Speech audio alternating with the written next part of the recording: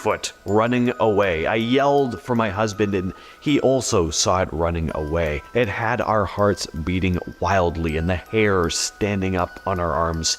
There was no mistaking what we saw.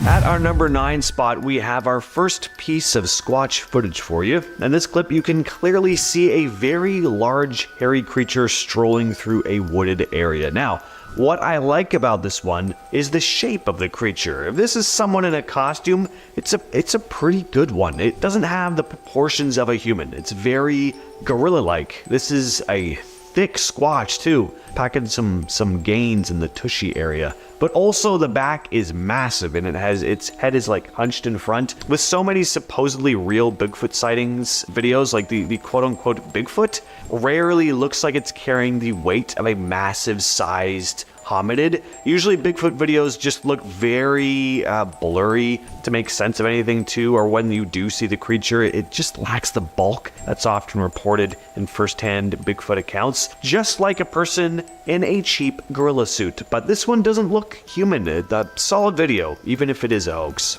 At number 8, we have the Minerva monster case. In 1978, in Minerva, Ohio, the Caton family reported encountering a large, Bigfoot-like creature near their home. Their account included rocks thrown at their house and the discovery of enormous footprints in their backyard. Their dog was also mysteriously died, just mauled. This was not an isolated incident though. Several neighbors and other residents in the area also claimed sightings of a similar hairy creature around that same time, and this series of encounters became widely known as the Minerva monster case, drawing significant media attention. Jim Shannon, a former Stark County sheriff who had responded to one of the Caton family's distress calls, expressed his belief in their reports, stating that they were terrified. I will always believe them that they saw something. It's just, what did they see? At number 7, we have another recent sighting, also posted to the BFRO, this time in Wisconsin. The sighting happened on May 28th, 2023. A woman had been driving down a road in the early morning in Oconto County when she spotted the creature. This area in northern Oconto County, Wisconsin, is mostly wooded with swamp near the Oconto River. As I neared the corner, I saw a black and brown large figure of a man that I thought may have been someone that broke down on the trail as it was walking south towards Peshtigo Brook Road. I stopped at the corner as I could not believe what I was looking at, trying to wrap my head around it and convince myself it was a man, as it was walking on 2 legs and had taken from what I saw about 10 steps toward me. However, there was no sound, no yelling for help or waving the arms, and no human-colored skin. It was in fact a dark black and brown figure with large legs and even at the base towards the feet. It was hairy. It was not a bear though, and it was not a human. I looked around the corner and could see in the distance down North Branch Road that a human was walking east towards me in that direction. I then looked back and the large black-brown figure went into the ditch and disappeared. I was convinced it had to be a Sasquatch. Number 6. Help, I think I saw a skunk ape. This video was posted to YouTube by Josh Highcliffe and is probably one of the most convincing Bigfoot, or in this case technically skunk ape, pieces of footage in recent years. The video was taken about 9 miles west of Tunica, Mississippi at around 6 p.m. in October of 2013. Josh had been hunting for hogs when he spotted the creature. He'd been sitting on a log waiting for the sun to go down when he heard strange noises coming from behind him, and when he turned around, he spotted this large, dark, furry creature digging out the stump of a dead tree. Now, I gotta say, I try to be skeptical when it comes to things like this. Cryptids, ghosts, whatever. But this video is pretty convincing. That looks like an animal messing around in the forest to me. Creepiest part is when the thing stands up and you see that it's way taller than you thought, and it was at this point that our cameraman was convinced that this was not a bear and decided to get the hell out of there. Number 5, Backyard Bigfoot. The following is a story shared to Reddit by user Bigfoot Watcher. Post is from 9 years back, and they wrote the following. 2 nights ago, my boyfriend went out to take the dogs out back. My one dog started barking like crazy right away. My boyfriend had a flashlight and quickly scanned the grass line where the woods start, where we normally see deer. Our house is bordered by woods. Something made him shine a bit higher, and he sees two eyes staring back at him, about 9 feet off the ground. As my boyfriend tries to hurry the dogs back inside, he sees the thing turn and casually walk back into the woods, like a man, with arms and shoulders. I've never seen my boyfriend so freaked out. He came inside and closed every single window and all the blinds, and refuses to let the dogs out in the backyard at night anymore. In hindsight, there have been a few instances in the past few weeks that we can't explain, like dogs' toys being down by the woods with bites taken out, but it was the placement of the toys and whatnot that makes us wonder. Also, a grunt snort noise we heard recently. My boyfriend cannot get over the size of this thing and the fact that the eyes were so high off the ground. I asked him if he thought he saw Bigfoot, and he said after a minute or so of silence, if I wasn't a believer before, I sure as hell am one now. Next on the list, we have the nighttime Bigfoot. I'm not 100% sold on this next clip, but it is pretty harrowing at the same time. Check this out. So you have people filming in the woods in the middle of the night. They've obviously heard something because they're scanning the woods with their camera, trying to spot whatever it is. And then this pops up. A big, hairy Sasquatch creature with a really creepy looking face. One little touch I like about this video is that you actually see it blink. It definitely makes it more convincing. I feel like if I saw this, I wouldn't be sticking around though. After the creature trudges back into the trees, they just kind of stand there breathing heavily. But I don't know, maybe they were shocked, frozen in fear. Anyway, what do you think of this one? Let me know in the comments. At number 3, we have another account posted to the BFRO. This one happened in September of 2018 in Whitmore, California. The man described his experience as follows. I was driving up to work from Redding. I worked at a school in Whitmore, California, in Shasta County. That was only accessible from a logging road. As I was going up the mountain, I rounded a corner, and about 300 feet from me and maybe 400 feet from Tintago Lane, a tall, hairy creature, dark brown with some gray along the back shoulders, walking on 2 legs, crossed the road, which is wide enough for 2 cars to pass each other, in about 2 steps, and then was in the woods. The hair on the back of my neck instantly stood up, and I was terrified. I had my 11-month-old son in the back seat, and I drove to campus as quickly as I could.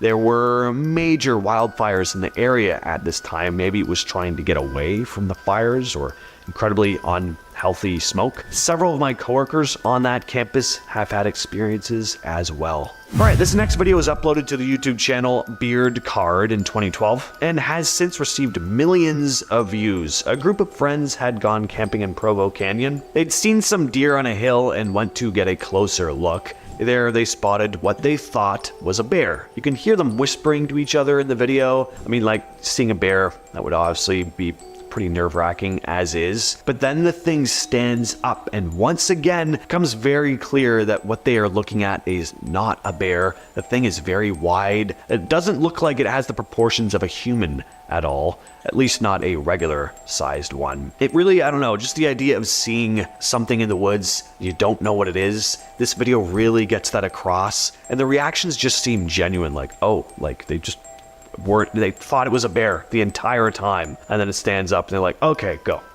Anyway, coming in at number 1, we have the Harley Hoffman footage. I remember seeing this clip years ago. It was edited into an interview with Harley Hoffman, a Bigfoot explorer, researcher, enthusiast, I guess. I couldn't find the footage again until recently. This is footage that he captured. It's a pretty solid piece of footage too. You get a good glimpse of the creature. It doesn't look like just some guy in a cheap gorilla costume either. There actually looks like some musculature underneath the fur, much like the famous Patterson footage, which is why that footage is so famous. It doesn't look like just a guy in a suit. Now, there is some shaky cam going on here, but I have a hard time imagining if you actually came across a giant ape in the middle of the forest that you'd be calm enough to do some nice smooth Stanley Kubrick level of camera work, so that doesn't bother me too much. This footage of Bigfoot is the one that started this whole Bigfoot craze. If you Google images of Bigfoot, this is surely the one to pop up. So back in 1967, two men were creating a short film in Northern California when they ended up capturing footage of Bigfoot. In the footage, we see him walk by a wooded area. Over the years, a number of people have attempted to debunk this footage, but none have been successful. Is it possible for it to be someone in a gorilla suit? Well, at the time this footage came out, the movie Beneath the Planet of the Apes also came out. If you look at the ape costumes used in that movie and compare it to the Bigfoot video, Bigfoot looks more realistic. People claim you can actually see the creature's muscles and such. How could someone make a costume way above its time? It's not possible. Meaning, this could be evidence of a real Bigfoot. Coming in at number 9, we have Provo Canyon Bigfoot. In October of 2012, a group of siblings were hiking in Provo Canyon when they spotted something in the woods and began filming it. Earlier on their hike, they saw some deer and wanted to get a closer look at them, so they headed up in the direction of the deer. That's when they spotted this creature. At first they thought it was a bear, but were horrified when the creature stood up on its two legs. They got frightened and ran out of the area. To this day, they don't know exactly what it is that they saw, but they managed to capture it on tape. Yeah, we probably should be too close to it, huh? How cool though. Let's go. Moving on at number 8, we have Allegheny National Forest. In 2007, hunter Rick Jacobs decided to mount a wildlife camera to a tree in Allegheny National Forest, Pennsylvania. The camera worked on a motion sensor and would take photos when triggered. He had hopes of capturing photos of bears, deers, and other wildlife. Little did he know that he was about to capture evidence of Bigfoot. So on September 16th, 2007, upon reviewing the photos on the camera, he discovered a creepy picture of what appears to be Bigfoot. However, skeptics believe that it's an image of a sick bear, but the way that it's hunched over with its back leg extended makes it look like Bigfoot. In our 7th spot, we have Marble Mountain Bigfoot. If you are a Bigfoot enthusiast, then this is another well-known sighting to you. In June of 2001, a group of teens and a leader, part of a youth group called Campus Life, were camping at Marble Mountain. The group ended up finding a weird den made out of twigs and large branches. Then shortly after, the leader, Jim Mills, noticed a weird-looking creature moving nearby. He filmed it for 7 minutes. To this day, this is the longest video footage of an alleged Bigfoot sighting. Experts have analyzed the footage and have agreed that it's not a human, and that the creature is 9 feet tall. When the Bigfoot noticed the group of people watching it, it began jumping up and down, screaming, and then it pushes a tree. It was just probably trying to scare off the onlookers. Making our way down the list at number 6, we have Lake James Bigfoot. Back in late 2019, a man named John Bruner and 3 other men went on a boat late at night scouting an area on Lake James. Apparently that night fishermen had seen something watching them from the shore, so these folks went out to investigate. That's when they started to hear weird noises coming from the cove. They turned off the boat's motor and used their night vision cameras to scope out the area. That's when they saw Bigfoot and got 121 pictures of it. The creature was estimated to be around 7.5 feet tall. At one point they claimed that the creature was just standing, swaying back and forth while watching them. After 5 minutes, the creature walked away. But again, like all photos of Bigfoot, these photos are terribly blurry. All 121 of them. We are now at our 5th and halfway mark with webcam Bigfoot. Bigfoot just keeps blowing its cover. Now it seems like he doesn't care if he gets caught. Also, let me say that Washington State is notorious for Bigfoot sightings. There have been tons of sightings over the years, so Bigfoot must have a home somewhere around there. Anyways, this time Bigfoot was caught on the Department of Transportation's webcam. The webcam was located on Sherman Pass on State Route 20. It caught Bigfoot crossing a mountain pass. Then you see it lurking behind some trees by the road. Whatever it is, it looks massive and hairy, just like Bigfoot.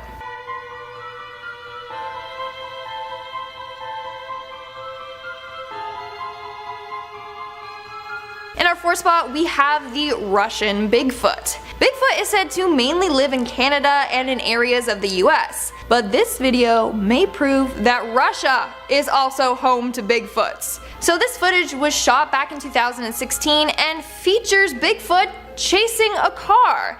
In this video you can see a black blob appear in the distance, only to then start coming closer and closer to the car filming it. I mean, the creature moves pretty fast since it manages to catch up with the car, which keeps driving away from the creature and then stopping to get more footage of it. At one point in the video, the girls are yelling to close the window and can be heard saying, "He's coming, he's running." Apparently, the creature actually jumped onto the car and broke the glass, but obviously they were not recording when that happened. So yeah. Apparently, Bigfoot in Russia are super aggressive. Also, is the plural of Bigfoot big feet or Bigfoots? I don't know. Big feet.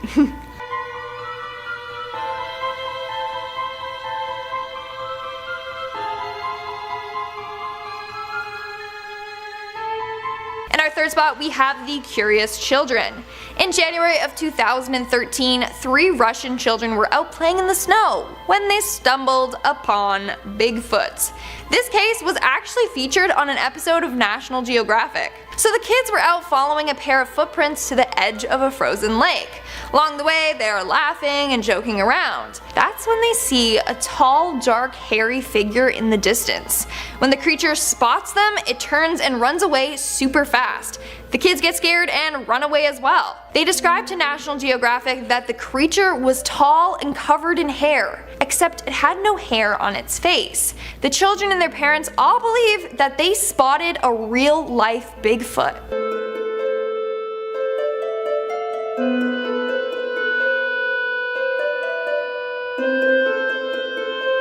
Coming in at number 2, we have the game camera, another Bigfoot sighting in Washington state. In attempts to catch a supposed Bigfoot that had been lurking around the area, they set up a game camera hidden in a fake rock. They did this as a way to trick Bigfoot.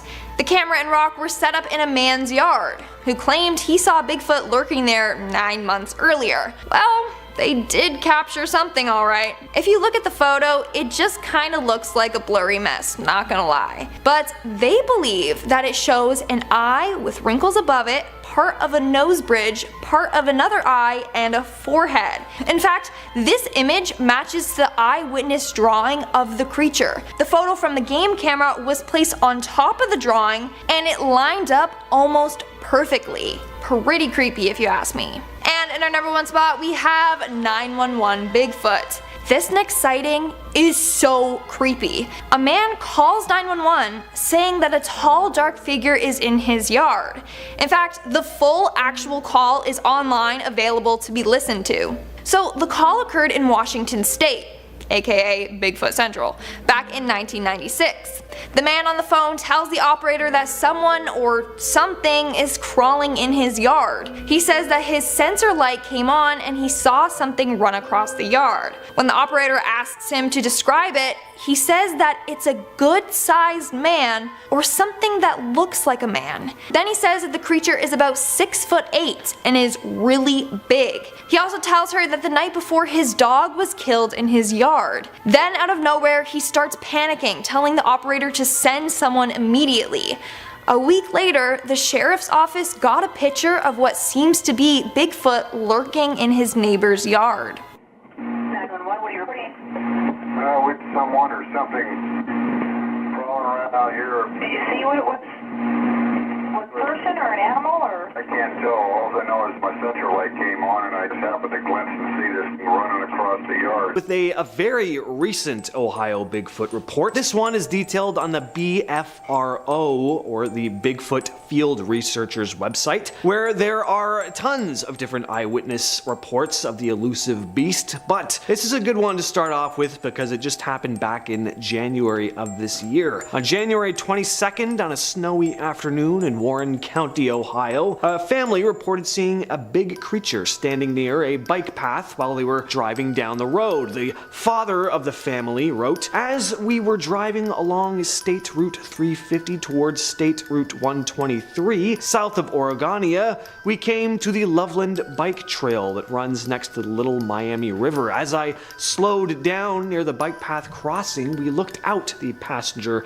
side of the car and saw a large black figure standing a distance up the bike path facing the river. While it was snowing, the ground was covered with at least 3 inches of snow, so it didn't appear that someone would be on the bike path biking or walking the trail. The weather was not ideal for anyone to be hunting or walking on the path at the time. The figure appeared to have come from the woods and was walking towards the river." He also described the figure as having no obvious clothing pattern, being consistently dark, and that his wife and 2 teenage children also spotted it. There have apparently been at least 9 credible sightings of a supposed Bigfoot-like creature in the same area too. Number 9, Bigfoot howls. In this video uploaded by We Do It Outdoors, we see our cameraman roaming through a forest in Lore City, Ohio. The sun is starting to set and we hear a series of strange, eerie howls and tree knocks. We Do It Outdoors seems to have started as a channel about maintaining lawns, but over the last few years there have been a number of Bigfoot related videos uploaded on there, one of which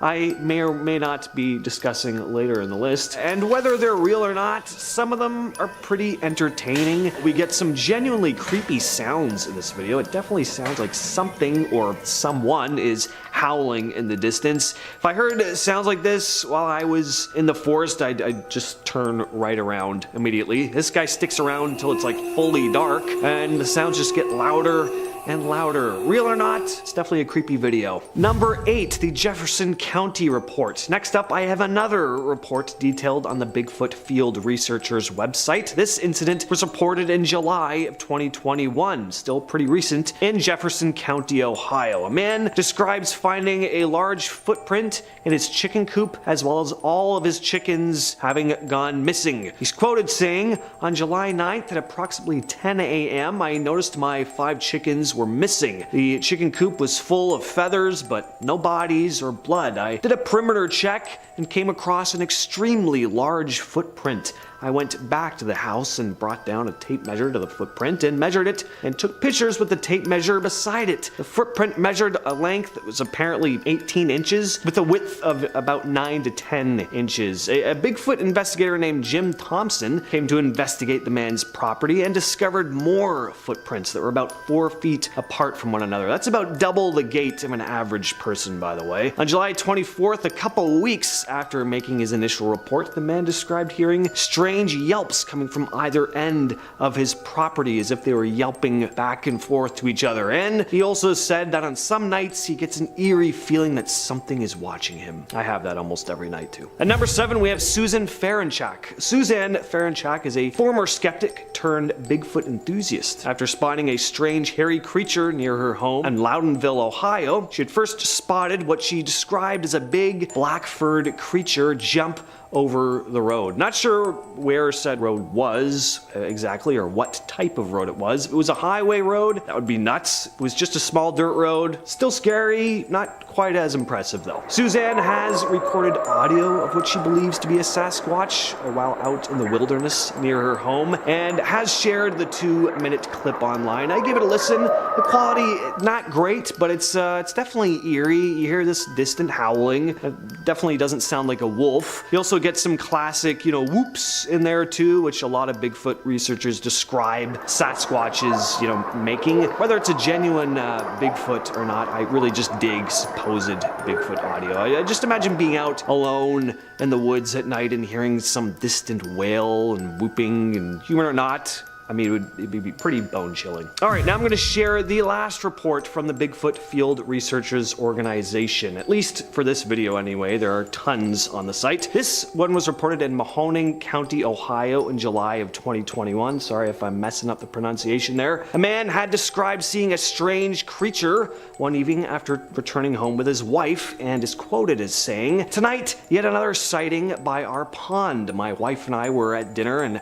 as we arrived home about 8:30 p.m., a large, fast gray and silver, light brown, covered in fur Bigfoot darted from the bushes in our front into the cattails in our pond on all fours. We both looked at each other and said, "Did you just see that?" The subject was down low and bent in the middle as it moved. Unlike a dog, its undulating movement was not as fluid as a dog. It was not a bear. It appeared to be from 4 to 5 feet at the back and torso built like a barrel. When it went into the cattails, we were no longer able to see it. Number 5, the 1992 Grassman sighting. Grassman is again the name often given to the big ape-like creature or creatures that so many Ohio locals have spotted. And in this video, taken in eastern Ohio in 1992 by a man named Don Keating, he had spotted what looked like a large hairy creature walking into the forest. He managed to capture it on camera, and though the footage is very grainy and it was a fair distance away from it, there is definitely something walking into the forest. It's not the most convincing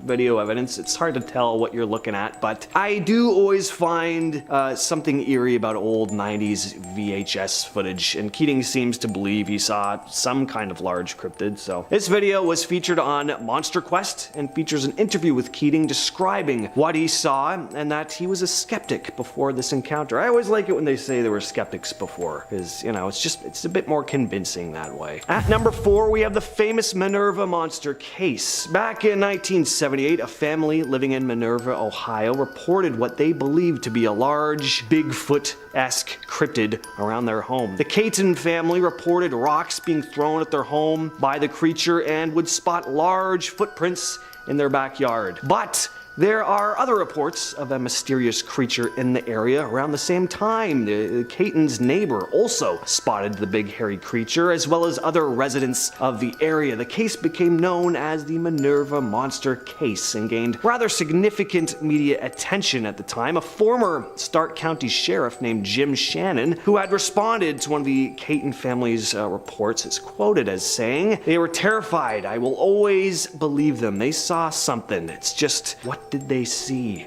This case has become the subject of a 2015 documentary called Minerva Monster, directed by Seth Breedlove, who we might be talking about in a bit. Next up, we have Mark DeWorth. Mark DeWorth is a Ohio Bigfoot investigator who has collected a fair amount of evidence in the 30 years he's spent on the hunt. He's got footprints, audio recordings, and of course his first-hand encounter, which was the catalyst for his research. The story is he'd been exploring an old strip mine in search of badger dens, was followed out by something which soon stood up and looked at him, a big bipedal hairy creature. If that happened to me, I would not go looking for the creature again. I would move out of Ohio the next morning probably. Thought of an 8-foot tall hairy beast roaming through the woods has always been kind of creepy to me, but having one stare at you in a cave, imagine looking through a cave thinking all you're gonna see that day is maybe some badgers, and then you're met with an 8-foot tall hairy ape man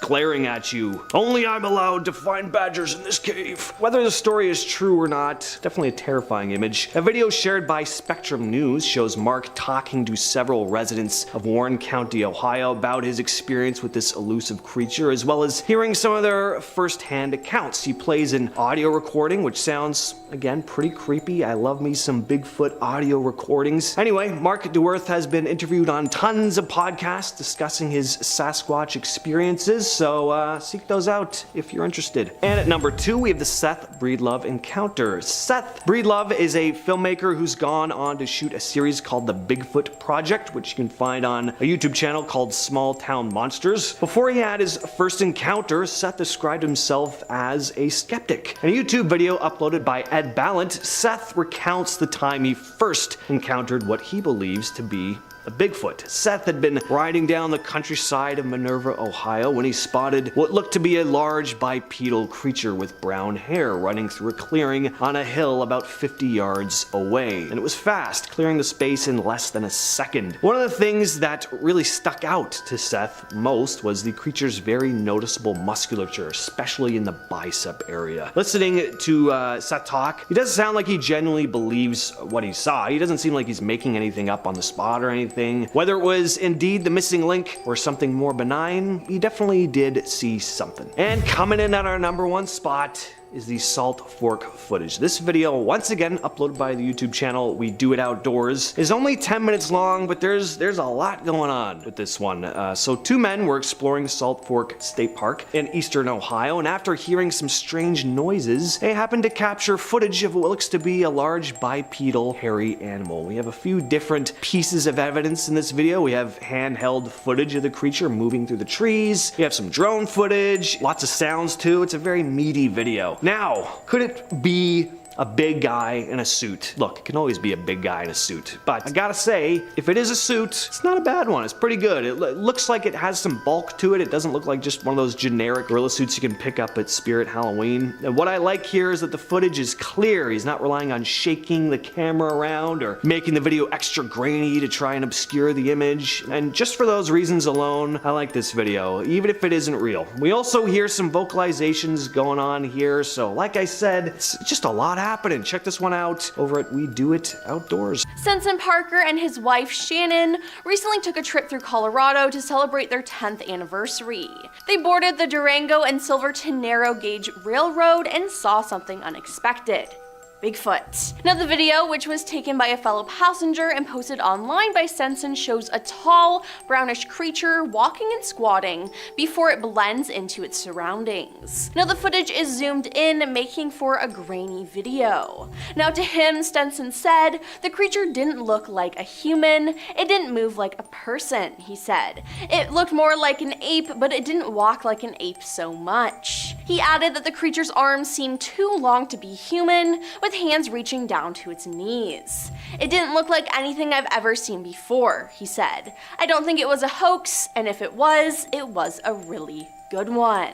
Up next, we have the Mississippi Woods sighting. A video that has resurfaced and gone viral seemingly shows a Sasquatch moving through the Mississippi woods. It was recorded and posted on YouTube back in 2015 by Josh Highcliffe. In the caption, Josh wrote, "I was out hunting hogs and wearing hunting camo and just sitting dead still waiting for it to get dark, and I hear a noise behind the tree I was sitting on. I thought it was the hogs, and when I got around, I could not believe my own eyes." He added there was this huge black thing crouched by a dead cypress about 50 yards away.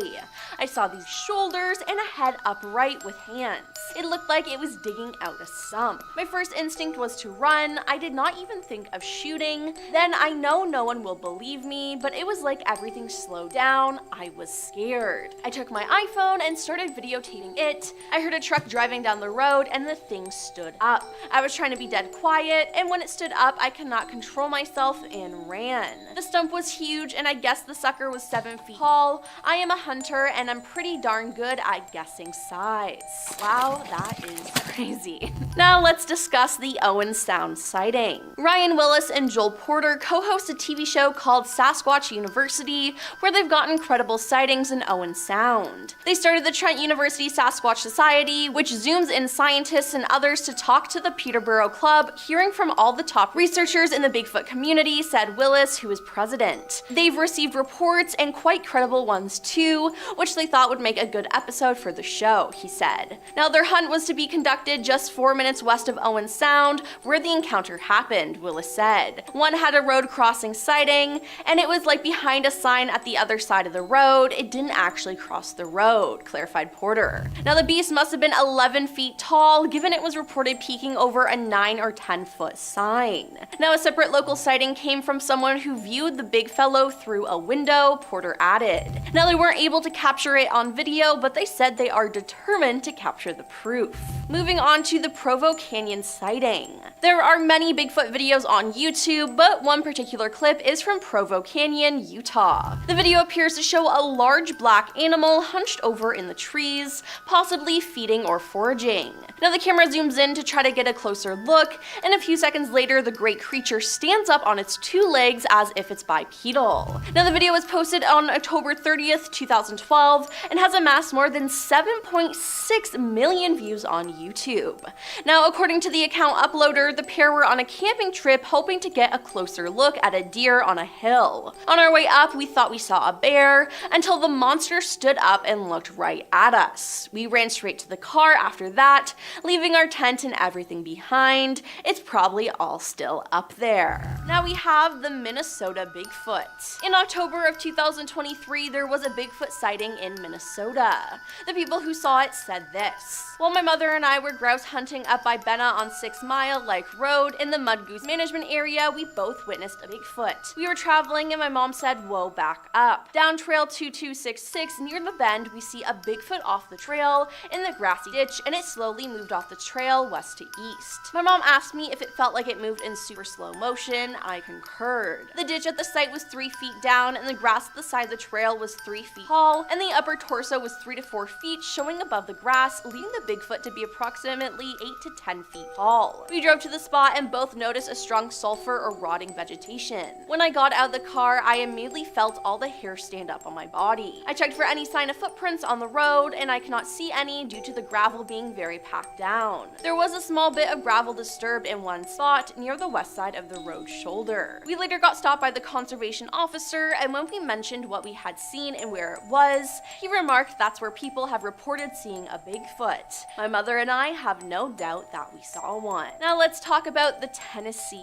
Bigfoot. In 2022, a man filmed what is believed to be Bigfoot in Tennessee. Footage shows a huge black creature with super long arms moving about in a wooded area. Now, as ever with these things, the footage isn't exactly the clearest, but there's definitely some weird creature hanging around there. According to Bigfoot Input, the man said he first thought it was a friend playing a prank, but once he saw the length of its arms and how it moved from tree to tree, he quickly grabbed his daughter and ran back inside. He said he got out one of his weapons and a dog and went back outside, but the creature had gone. Now, the video has been shared on social media where it's gotten people baffled and questioning what it could be. One person said, "What gets me is how it grabs one tree and then stretches the other arm to grab the other. I've heard of that before. Long arms, and I noticed the broad shoulders that you'll see a Bigfoot having that a hunter in a suit does not have." Now, everyone was convinced it was Bigfoot, and I say, I have to agree. To start off, Florida Bigfoot is our next sighting. To start off the new year in 2017, a man claimed to have spotted Bigfoot. A fisherman claimed to have seen and photographed Bigfoot while it allegedly sat in a feet of the murky, swampy Hillsborough River outside of Tampa, Florida.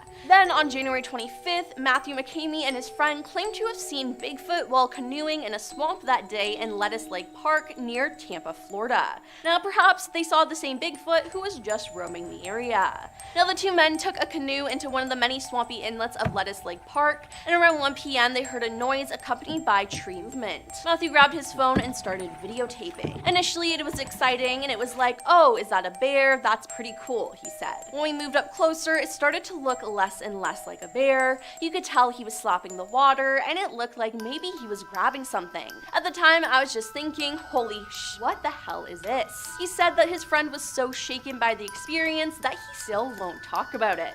Now, at one point in the video, the friend moved one of the canoe paddles, making a noise, which seemed to catch the attention of the hairy individual in the swamp. Matthew added, "Where the video cut off is basically where I stopped taping. We wanted to leave, and I couldn't do both video and row." Moving on to the California Bigfoot. In 2001, a youth group was camping in the Marble Mountain Wilderness, California, when their leader, Jim Mills, noticed a strange-looking creature sulking along a ridge nearby. He believed it was Bigfoot and filmed it for nearly 7 minutes, making the somewhat grainy footage the longest footage of an alleged Bigfoot sighting. The video shows Bigfoot walking down a hill, and some think this video is legit and is one of the longest known Bigfoot videos ever captured before. The video has been considered legitimate and has not been tampered with. What makes this video interesting is there were multiple witnesses, but everyone in the video is shockingly calm though, which is just like crazy to me. Now, it's unknown if this youth group returned back to this location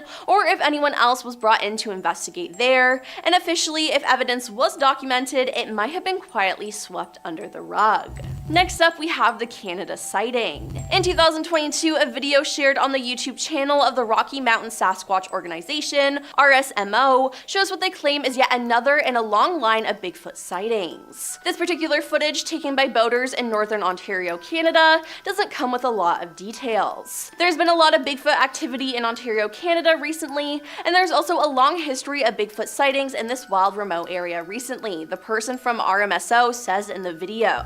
We have seen a lot of photos and videos of Bigfoot in the area, and here is one of the latest Bigfoot sightings captured by some boaters. Now, the commenters truly believe that the evidence is real. The ease of walking up the rocky pile and subsequent gait afterwards is not how a human walks. Very compelling, one viewer wrote. Wow, he is huge, looks to be 8 or 10 feet tall. Scary just watching this, commented another. And last on our list, we have the traffic cam Bigfoot. A Washington Department of Transportation traffic camera near Sherman Pass captured Bigfoot standing in the snow in January 2020. Sasquatch spotted, the WSDOT Twitter account tweeted, along with 3 circled and zoomed in photos. I'm not superstitious, just a little stitious. The WSDOT employee points out that there appears to be something in the bottom left part of the frame. It looks like a person-shaped figure silhouetted against an evergreen tree. Might be Sasquatch, the tweet says. We will leave that up to you. Now, one image shows the figure circled in red, and the tweet also says that the photos were captured on State Road 20 Sherman Pass, a route that winds its way through the forested Cascade Mountains in the northeastern part of the state. The spot is about 70 kilometers south of the Canada-US border in Grand Forks, BC. Now, I'm sure Bigfoot didn't realize that there was a traffic cam there, and hopefully he's more careful. Starting us off today, we have 2 campers, Jan and Larry, who claim to have been attacked by Bigfoot while out camping. Like James maybe one day. The pair had encountered another group of campers, some of which had claimed to have seen Bigfoot in the area on previous occasions, including the night before. Around midnight, all the campers went back to their respective tents. Jan and Larry had just zipped up their own tent when they began hearing footsteps coming from the bushes. Before Larry had the chance to check out where the noise was coming from, the sides of his tent began to shake. The Bigfoot was attacking them, aggressively clawing, scratching, pushing, and pulling at the tent. Eventually it moved on, but Jan and Larry will never forget that day. The pair claimed that there are 7 separate Bigfoots living in the area, and they've actually seen and heard the creature on separate occasions too. And they were able to capture photos of the Sasquatch's tracks. The name of the campsite was not disclosed, but the incident happened somewhere in Wisconsin, so do with that information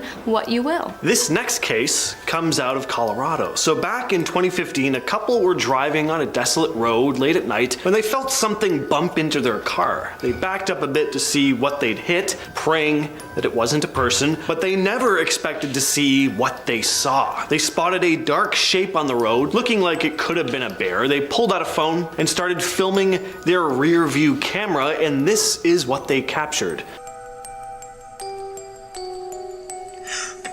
Now, whatever this thing is, it's only on camera briefly, but pausing and taking a look at the thing fully upright, rushing towards the car, it looks pretty big. It's hard to get a sense of how big it is because it's pretty far away, but looks to be taking up quite a big part of that one lane, and it looks fairly tall. What do you guys think though? Sasquatch, dude in a costume, a bear that's maybe learned to move like a human? Let us know down in the comments. Next up, we have Teddy Roosevelt's retelling of a Bigfoot encounter as told to him by a German hunter named Baumann. The hunter Baumann, along with his friend, had gone out into the remote section of the Montana wilderness with one goal: to trap beavers. The men were likely the only hunters in the woods at the time because, as a general rule of thumb, hunters tended to avoid the area after a fellow trapper had been found mauled in the woods a few months prior. Baumann and his friends did not care. They set up camp and went out to lay their traps, but when they returned to their campsite, it was ransacked. Thinking the mess had been left by a bear, the two didn't really think much of it. Bowman began cooking dinner, and his partner left to investigate some tracks they'd seen. They were massive, and it was clear the creature had been walking on 2 legs. When the pair eventually settled into their tents for the night, they were weary, and rightfully so. They were awakened by an awful smell and the sound of branches breaking around their tent. The following day, the men decided to leave the area. Bowman went to gather the beaver traps while his partner packed up the camp. But when Bowman returned to the campsite, he was greeted by a horrific scene. His friend's body was laid out across the ground with a broken neck and bite marks all over. Bowman knew his friend was dead, and so he hightailed it out of there and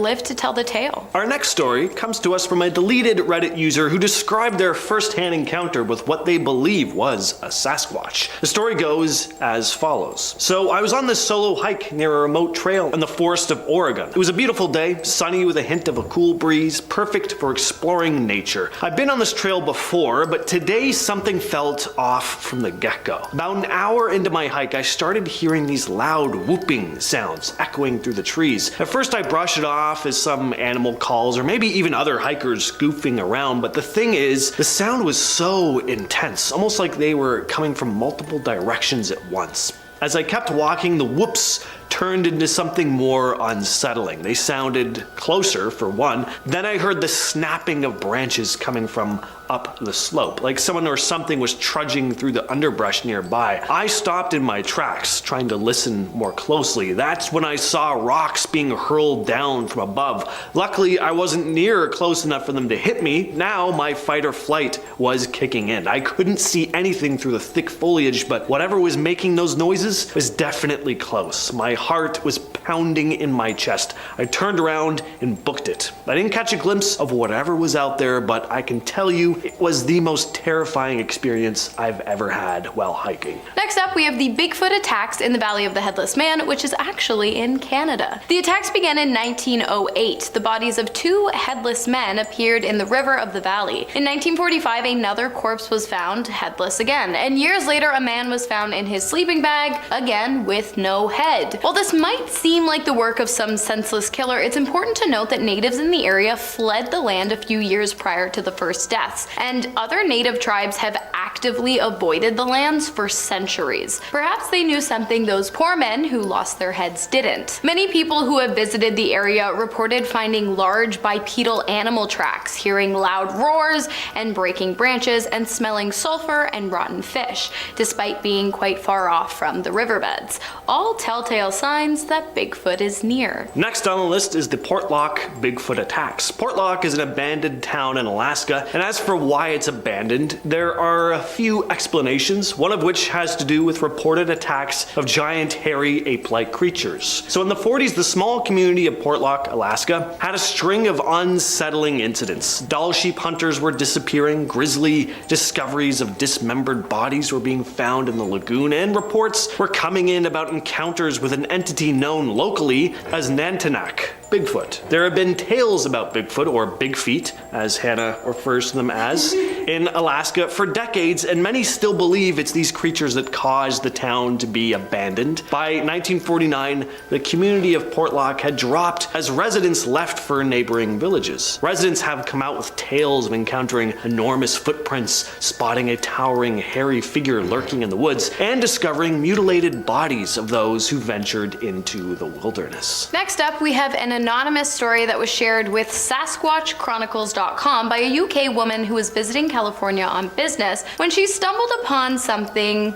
wild. Well, actually two something wilds, because believe it or not, while on a hike, the woman had walked right into the path of two massive Bigfoots. At first, she assumed that what she was looking at were some kind of mountain lions, but when the creature stood up on 2 feet, she realized that wasn't the case. These animals were easily over 7 feet tall. They were working together to collect seaweed. They were like eating the roots and then rubbing the seaweed on their fur. I don't know. They were by the waterway where the woman had been hiking. The woman pulled out her camera to snap a few photos, but before she could, the cover on her camera lens fell and it made its way down to where the animals had been. The larger of the two was furious. He began charging at the woman, and she thought for sure that these were her last moments, but the smaller of the two intervened. The two screeched at each other for a while, almost like they were speaking in some kind of gibberish language, before they retreated back to the woods. The woman somehow made her way quickly back to her car.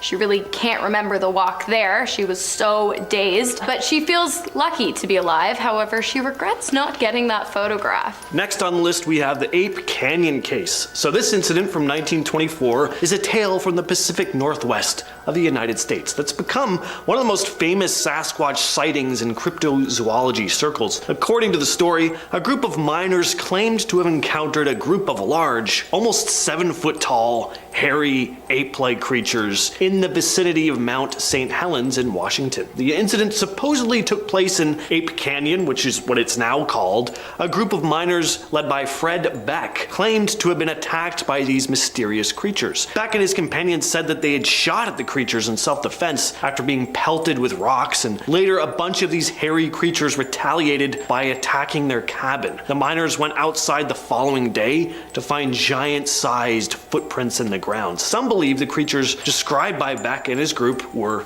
Sasquatch, or Bigfoot, or Big Feet, while others think it was all just a big, elaborate hoax. What is the plural of Bigfoot, you guys? Let me know in the comments. Next up, we have the attack of the folk monster. That's not a swear word, that's the name of the monster. And don't come for me, but it's basically Arkansas's version of Bigfoot, or Arkansas, as James would say. The folk monster, also known as the Boggy Creek monster or the swamp stalker, is a massive bipedal ape-like creature with massive feet and a foul smell. Sound familiar? Exactly. In the spring of 1971, two young couples moved into the town of Folk, Arkansas, and rented a small house near a creek. It wasn't long before the couples noticed something wasn't right. They would often hear heavy footsteps coming from their front porch, and one night it seemed as though some kind of animal was attempting to gain access to their home. As the days went on, the pairs would often find massive 3-toed footprints in the area around their house. And then one evening, they saw the creatures, massive, shaggy, smelly, standing tall on 2 feet. The creature again attempted to gain entry to the couple's homes, but one of the men fired at the creature, causing it to turn on the other man, who was badly injured and required medical attention after the ordeal. The police got involved, but were unable to locate the massive animal. And this event actually marks the only medically documented attack by a cryptid on a human in North America. So, it's legit, you guys. Next, we have more footage of a Bigfoot chasing a car, this time in Russia. Now, I say Bigfoot, there's a very good chance it's just a dude in a costume, or just some crazy person chasing the car, because it's that low quality of a video, like pretty much all Sasquatch videos are. So the footage was taken in 2016, and we see someone filming the side of a rural road with their phone camera. The people already sound frantic, like they've seen something before they started filming. Then you see this dark figure start ambling towards the car, and they drive off. But then they decide to stop the car and try to see if they can get a good shot of the creature again. Take a look. Он бежит. Лёша, кто? Кто закрыл? It has been around for hundreds of years. Now, some people think this is just a new phenomenon that has been made up, but there have been Bigfoot sightings and reportings for hundreds of years. It first started in Canada as early as 1884, when the British colonists, a newspaper in Victoria, Canada, published an account of a gorilla-type creature captured in the area. Other accounts followed, according to the Canadian Encyclopedia. Sasquatch book author John Green compiled a list of 1,340 sightings through the 19th and 20th centuries. Now, the fact that this has been around for years and years makes me question people's doubts. Number 9. Face to face with the beast. Lawyer Matt Moneymaker lives in Dana Point in Southern California, and in his spare time he leads the Bigfoot Field Researchers Organization, which is a network of more than 3,000 people who claim to have seen the Sasquatch. In the woods of eastern Ohio, he claims he finally came eye to eye with it. He recounted this story, saying,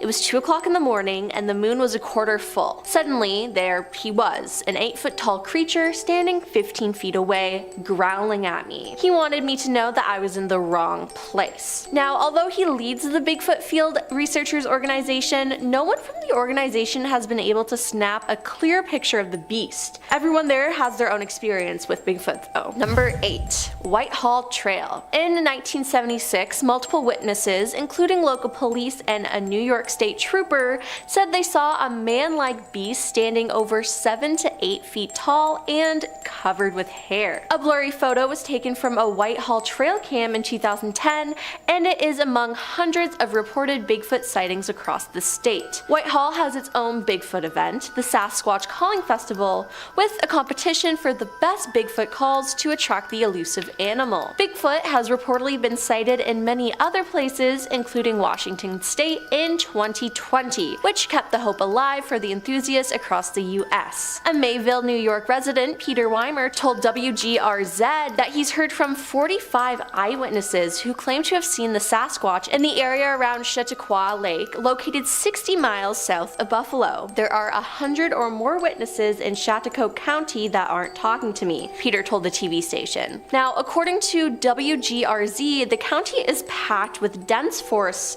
and deep gorges where a large animal could live but rarely be seen, like the black bear. Peter, who sponsors the annual Chautauqua Lake Bigfoot Expo event for believers and fans, says footprints seen in nearby Asheville, New York are further evidence that Sasquatch is out there. Number 7. Vocalizations. Alleged vocalizations such as howls, screams, moans, grunts, whistles, and even a form of supposed language have been reported and allegedly recorded from Bigfoot. Some of these alleged vocalization recordings have been analyzed by individuals such as retired US Navy cryptologic linguistic Scott Nelson. He analyzed audio recordings from the early 1970s said to be recorded in the Sierra Nevada mountains, dubbed the Sierra Sounds. When speaking about his findings, he said, "It's definitely a language, it's definitely not in human origin, and it could not have been faked."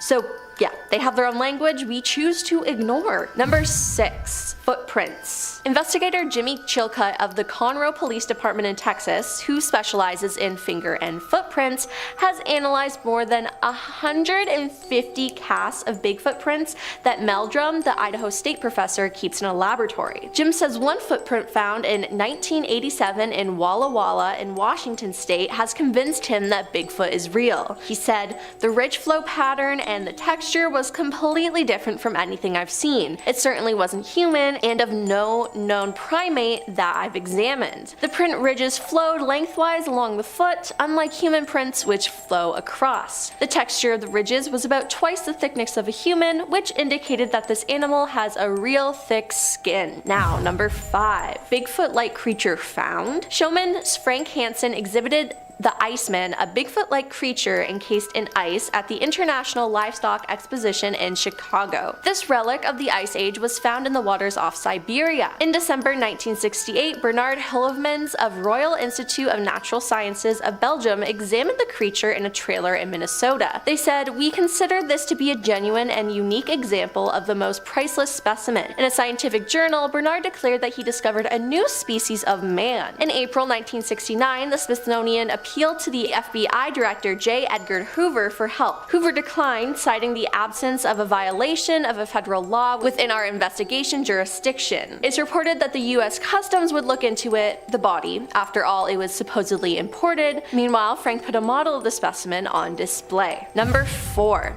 Bigfoot video. The most famous Bigfoot video is a short film taken in 1967 by Roger Patterson and Bob Gilman, known as the Patterson film. Shot in Bluff Creek, the video shows what appears to be a large and hairy bipedal ape, or Bigfoot, striding through a clearing. The video's authenticity is still debated, with some thinking it was likely a hoax, with the ape-like figure just a human wearing a costume. Despite this, it is seen as one of the most compelling photographic evidence of Bigfoot. It appears to document a female Bigfoot striding along a riverbank in Northern California, and it certainly wasn't human. Number 3. Suing the government over Bigfoot. Todd Standing claims his first close encounter with Bigfoot was in 2005, and that it dramatically changed his life. The filmmaker and wilderness guide from Edmonton says he saw a 9-foot-tall bipedal creature with a very human-like face high up in the Rocky Mountains of British Columbia. He says he saw it stand up and squat down. His video of the sighting, posted on YouTube, has has more than 300,000 views, and he is suing the provincial government of BC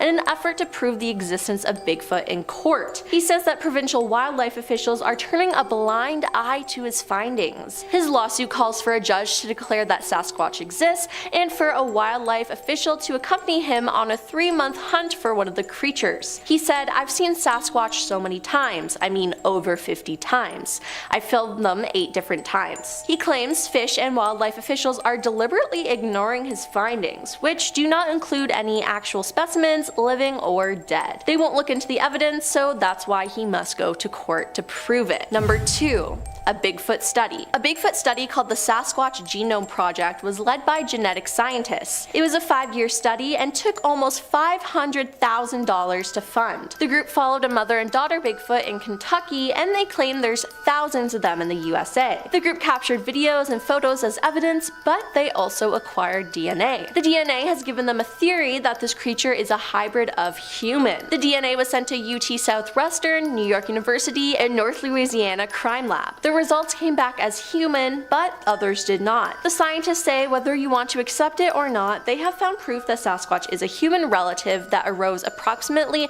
15,000 years ago as a hybrid cross of a modern Homo sapiens with an unknown primate species. The group called for this to be recognized officially, saying the government at all levels must recognize them as indigenous people and immediately protect their human and constitutional rights against those who would see in their physical and cultural differences a license to hunt, trap, or kill them. And number 1. The FBI got involved. An Oregon man intent on proving the existence of a mythical creature known as Bigfoot, Sasquatch, the Abominable Snowman, and Yeti in 1976 managed to get the FBI to test hair and tissue samples that he believed might help his case, according to newly released records. The FBI has analyzed hair in connection with the search for Sasquatch, aka Bigfoot. An internal FBI memo noted in February 1977 said, "The man who spurred the analysis, 93-year-old Peter Brine, told CNBC that he hadn't given up hope proving that Bigfoot is real,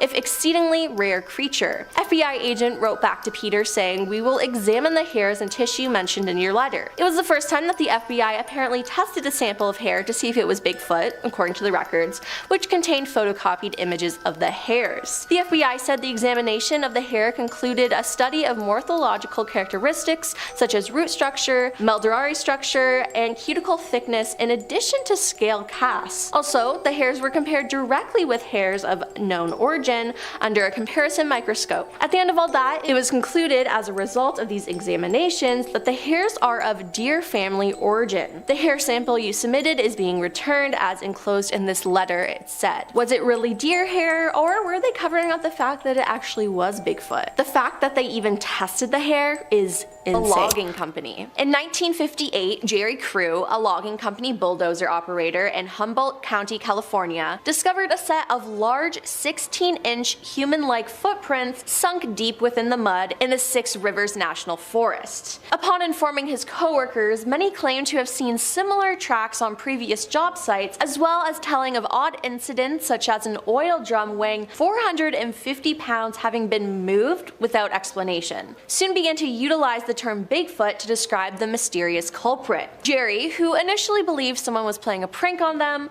once again observed more of these numerous massive footprints and contacted a reporter. A plaster cast was made of the footprints, and Jerry appeared holding one of the casts on the front page of a newspaper on October 6, 1958. With multiple people experiencing the same thing, it makes me question how it could not be real. Number 9. One of the earliest sightings in Florida. In 1975 in Florida, Collier County, a family found some Bigfoot footprints. A family went hunting out on a boys' trip, and the man retelling the story was 13 years old at the time. He said, "My family drove out to a secluded area of the Everglades, way out in the middle of nowhere. We tracked through waist-high vegetation growth, and when we reached a clearing and continued in a horizontal line towards a tree line approximately 100 yards away. We supposedly were hunting for rabbits, but never saw one. As we approached the tree line, we came upon a recently dried out water hole. Here is where I spotted the tracks. They were at least 17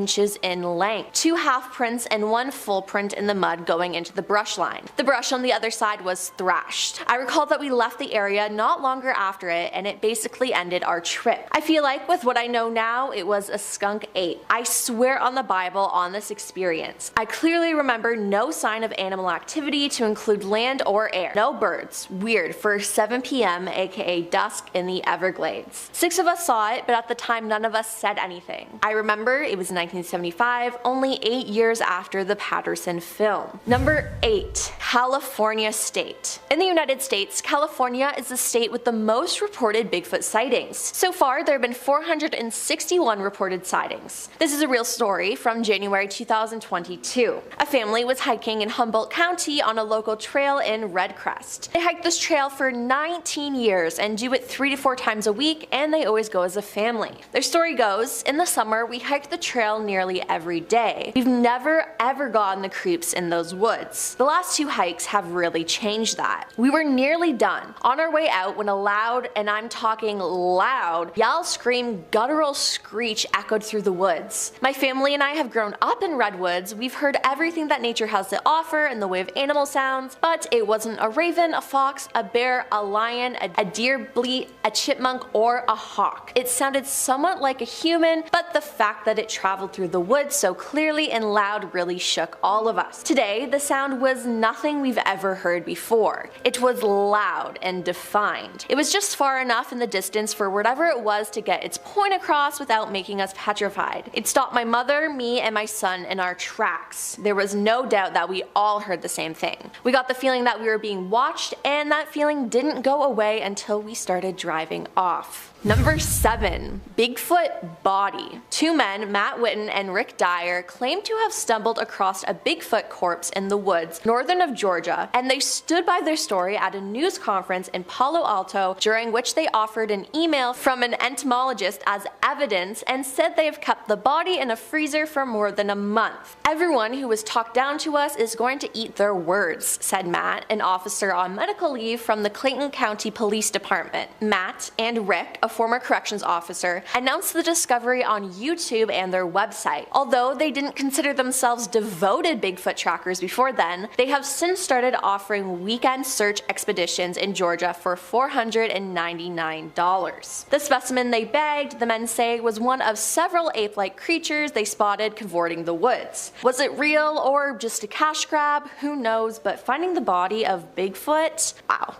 Number 6. The footprint. In Logan, Utah, Matthew Wentz came across a large footprint he thinks could have been made by a Sasquatch in the Bear River Range. He didn't see the creature, only found the print, but he took a photo of it. Matthew, who is 6'3", explained that a mountain lion track is not much bigger than his palm. The black bear tracks he has seen are not any bigger than his hand, so that eliminates some comments of people saying it was possibly from a bear. He said, "I wear size 12 shoe, and in comparison to that, there is no bear that would make a print that big. I've looked up bear tracks, and even the largest grizzly bear, this track is bigger. That track is in the 15 to 16 inch range, which is pretty big. If you take a shoe size, it would be bigger than a size 20. The width was 6 to 7 inches. I really believe there is some tall being out there, but I have no idea what it is. It's hard to believe they would be around here because there are so many people and more going into the mountains these days compared to 30 or 40 years ago. People used to see stuff all the time." He also said, "I have multiple friends that are older than me that have seen stuff around here. They're credible, but they don't talk about it. You know, when someone has seen something and it scares them, they don't really want to talk about it or be ridiculed." Number 5. Hitchhiking? To this day, there are still sightings in Florida, and in 2021, as a commuter was driving down US 1, they were driving south just after sunset, and there was one on the road beside him and another truck. While driving, he noticed something very large walking on the west side of US 1, walking north, approaching him. His best description of what he saw was a huge football player in shoulder padding, 6 to 7 feet tall, wearing a long, shaggy fur coat. This happened in the summertime in Florida, so no no human would dare wear one, it would be too hot. He said, I slowed down as I became level with what I saw, and it had the head of an ape with a bump on its head. The fur was long and looked white, kind of like a dirty white shag carpet. As he drove past, the beast did not turn to look at him, but kept looking straight ahead. It was out in the open, and he thinks the other truck saw it too due to their driving actions, but that is just insane. Number 4. The Professor. Dr. Jeffrey Meldrum is a professor of autonomy and anthropology. He teaches at Idaho State University, and his lab houses over 300 footprint casts from a mysterious North American primate. He said historical evidence for the existence of Bigfoot takes the form of Native American accounts of a wild man in the woods. Depictions are remarkably similar across tribes considering the differing regional circumstances and interpretations. As European settlers pressed westward into the wilderness, they too reported encounters with wild men, buggers, giant hairy apes, mountain devils, etc. As a student of human bipedalism, our adaptations for walking on 2 feet, the best contemporary evidence are footprints that corroborate these stories of wild men. Something is leaving oversized human-like footprints. They are either hoaxed, misidentified, or the trace of a real species. The distinctive anatomy, documented consistently over the past 70 years,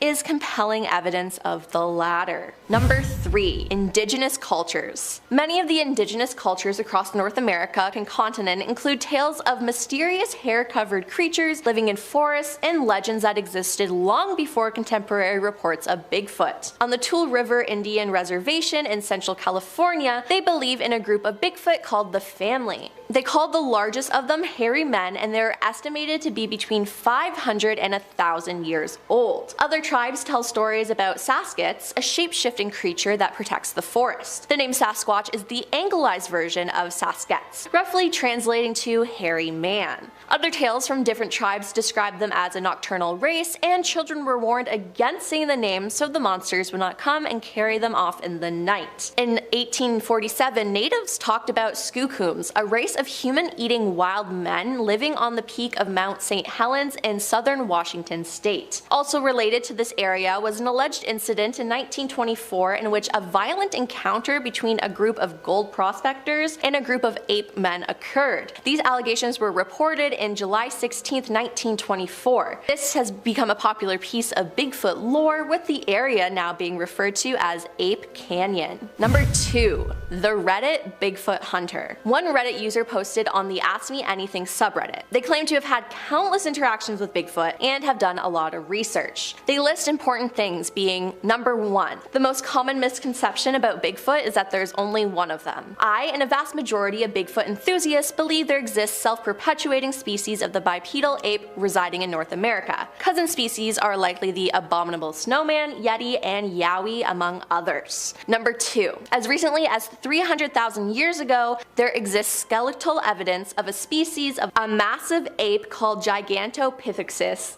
blackie.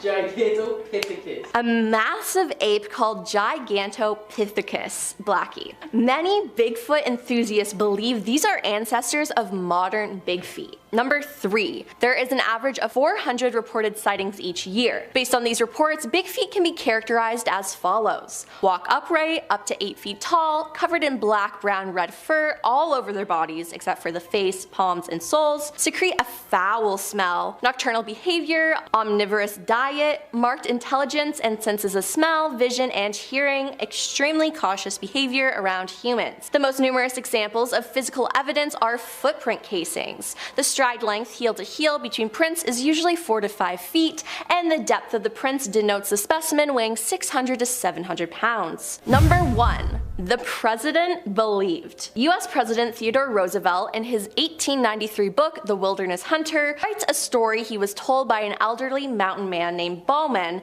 in which a foul-smelling, bipedal creature ransacked his beaver trapping camp, stalked him, and later became hostile when it fatally broke his companion's neck in the wilderness near the Idaho-Montana border. Roosevelt notes that Bowman appeared fearful while telling the story, but attributed the trapper's folkloric German ancestry to have potentially influenced him, but it seems like he believed him. A president believing in something like this? That's unheard of. It has to be true then.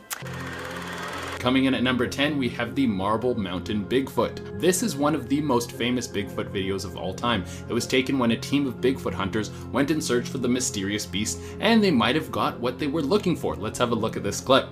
See the patch of snow in the middle there? There's 3 patches of snow up there.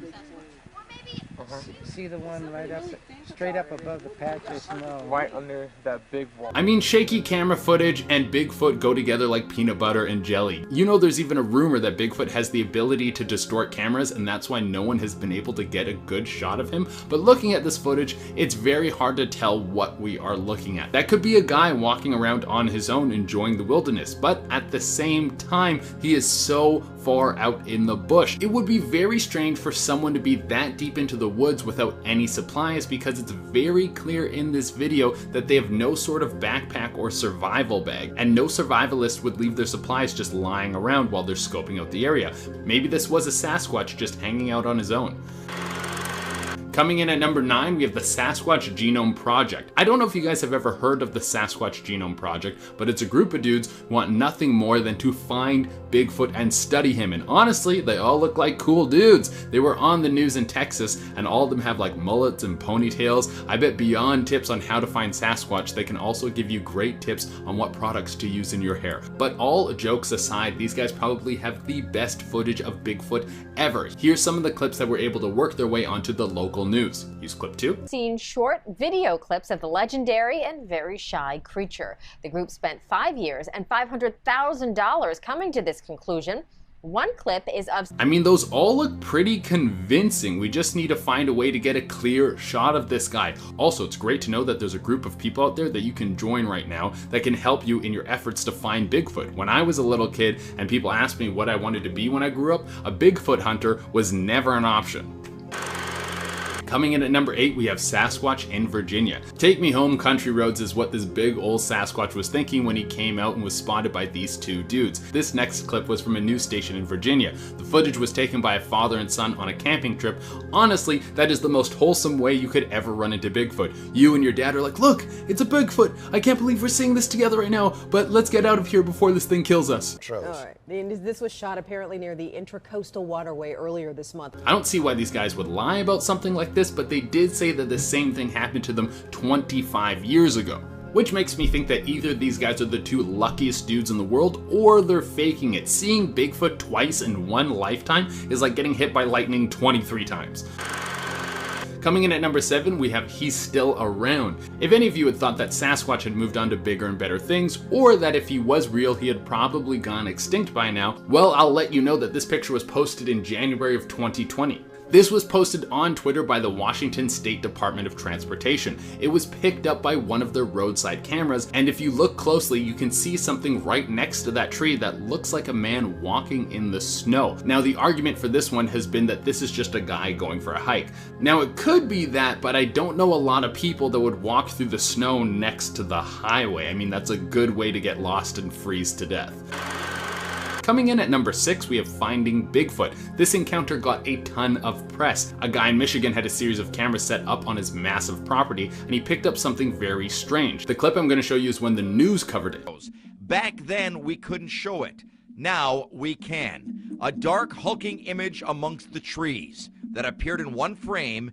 And the popularity of this picture didn't stop there. It brought in people from the Animal Planet show Finding Bigfoot. They came down to investigate. They claimed that because of the location of the property, there could be a whole family of Bigfoot living out there. And when the Finding Bigfoot crew went through, they were unable to find hard evidence as to whether or not there was actually a Bigfoot on this man's property. But I feel like that's what Bigfoot is best at. He pops in for a few seconds, he makes you think that you're gonna find him, and then you come up empty-handed.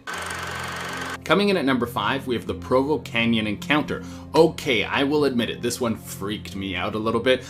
I don't know where I stand on Bigfoot. Like, maybe he's real. There's a time when people thought pandas were a myth, and the people who had said that they had seen one were laughed out of town. So we could have the same thing happening with Bigfoot. But whether you're a believer or not, this video might leave you with a few questions. Yeah, we probably should be too close to it, huh? Cool. Like, that did look pretty legit. We don't get a 100% clear shot, so maybe it was the real thing. The only thing I don't understand is why these guys are running towards it. Like, sure, you want to make the discovery of a lifetime, you want to change the world and reveal that you found the missing link, but at the same time, you don't want to end up beaten to a bloody pulp by a mythical beast. Coming in at number 4, we have the Paul Freeman footage. This is some of the most famous Bigfoot footage among Bigfoot truthers. Now I gotta let you guys know that this clip is pulled from 1994, so this video is not gonna be in 4K. The whole video is about 7 minutes long, and it's Paul Freeman scaling out some Bigfoot tracks, showing how long their strides are and how big the footprints are, and then he sees this walking through the bush. Use clip 8.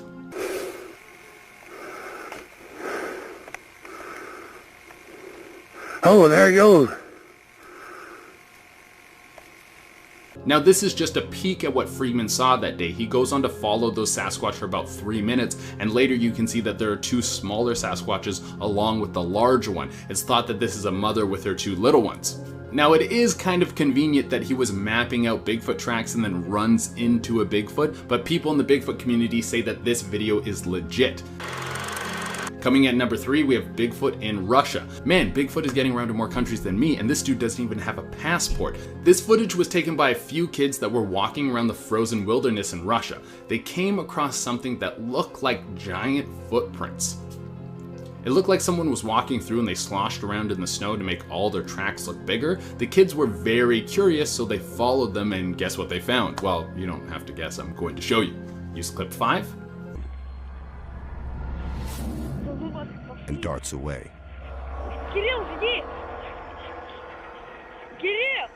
After they see the beast, they turn tail and run, and as I said in a previous point, that is the smart thing to do. And when they got home, they showed their parents. The clip became so popular that National Geographic went to go investigate.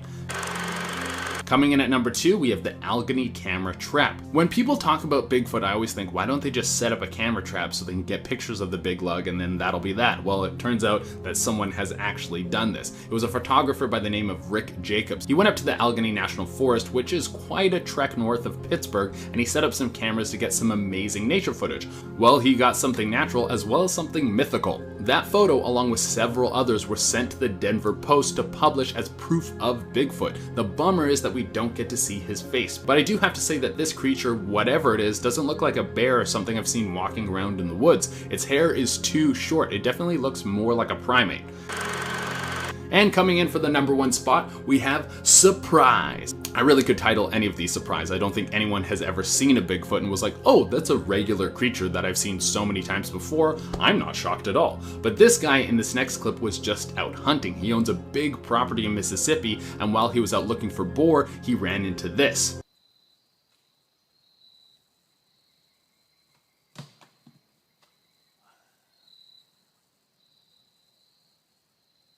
The deeper and deeper I get into this, the more I become a believer. Now, in the description of this video, the person who posted it calls whatever this is a skunk ape, which is basically a southern Bigfoot. And this might be it. This has to be the most convincing video I have ever seen. Number 10, how they live. In Washington State, a team of amateur Bigfoot researchers called the Olympic Project claimed to have discovered a collection of nests which belonged to Bigfoot. They had primatologists study them, with the conclusion being that they appear to have been created by a primate. There have been structures of broken and twisted foliage seemingly placed in specific areas, which have been attributed by some to Bigfoot behavior. In some reports, lodgepole pine and other small trees have been observed bent, uprooted, or stacked in patterns such as weaved and crisscrossed, leading to some to theorize that they are potential territorial markings. Some instances have included entire deer skeletons being suspended in high trees. Some Bigfoot researchers allege that Bigfoot throws rocks as territorial displays and for communication and audible blows struck against trees or wood knocking. Number 9. Where the species came from. Primatologist John R. Napier and anthropologist Gordon Strensenberg have suggested a species of Paranthropus as a possible candidate for the Bigfoot's identity, such as Paranthropus robutus with its gorilla-like crest skull and bipedal gait. Paranthropus is characterized by robust skulls with a prominent gorilla-like sagittal crest among the middle line, which suggests strong chewing muscles and broad herbivorous teeth used for grinding. Now, it's great that they believe this, but fossils of Paranthropus are found only in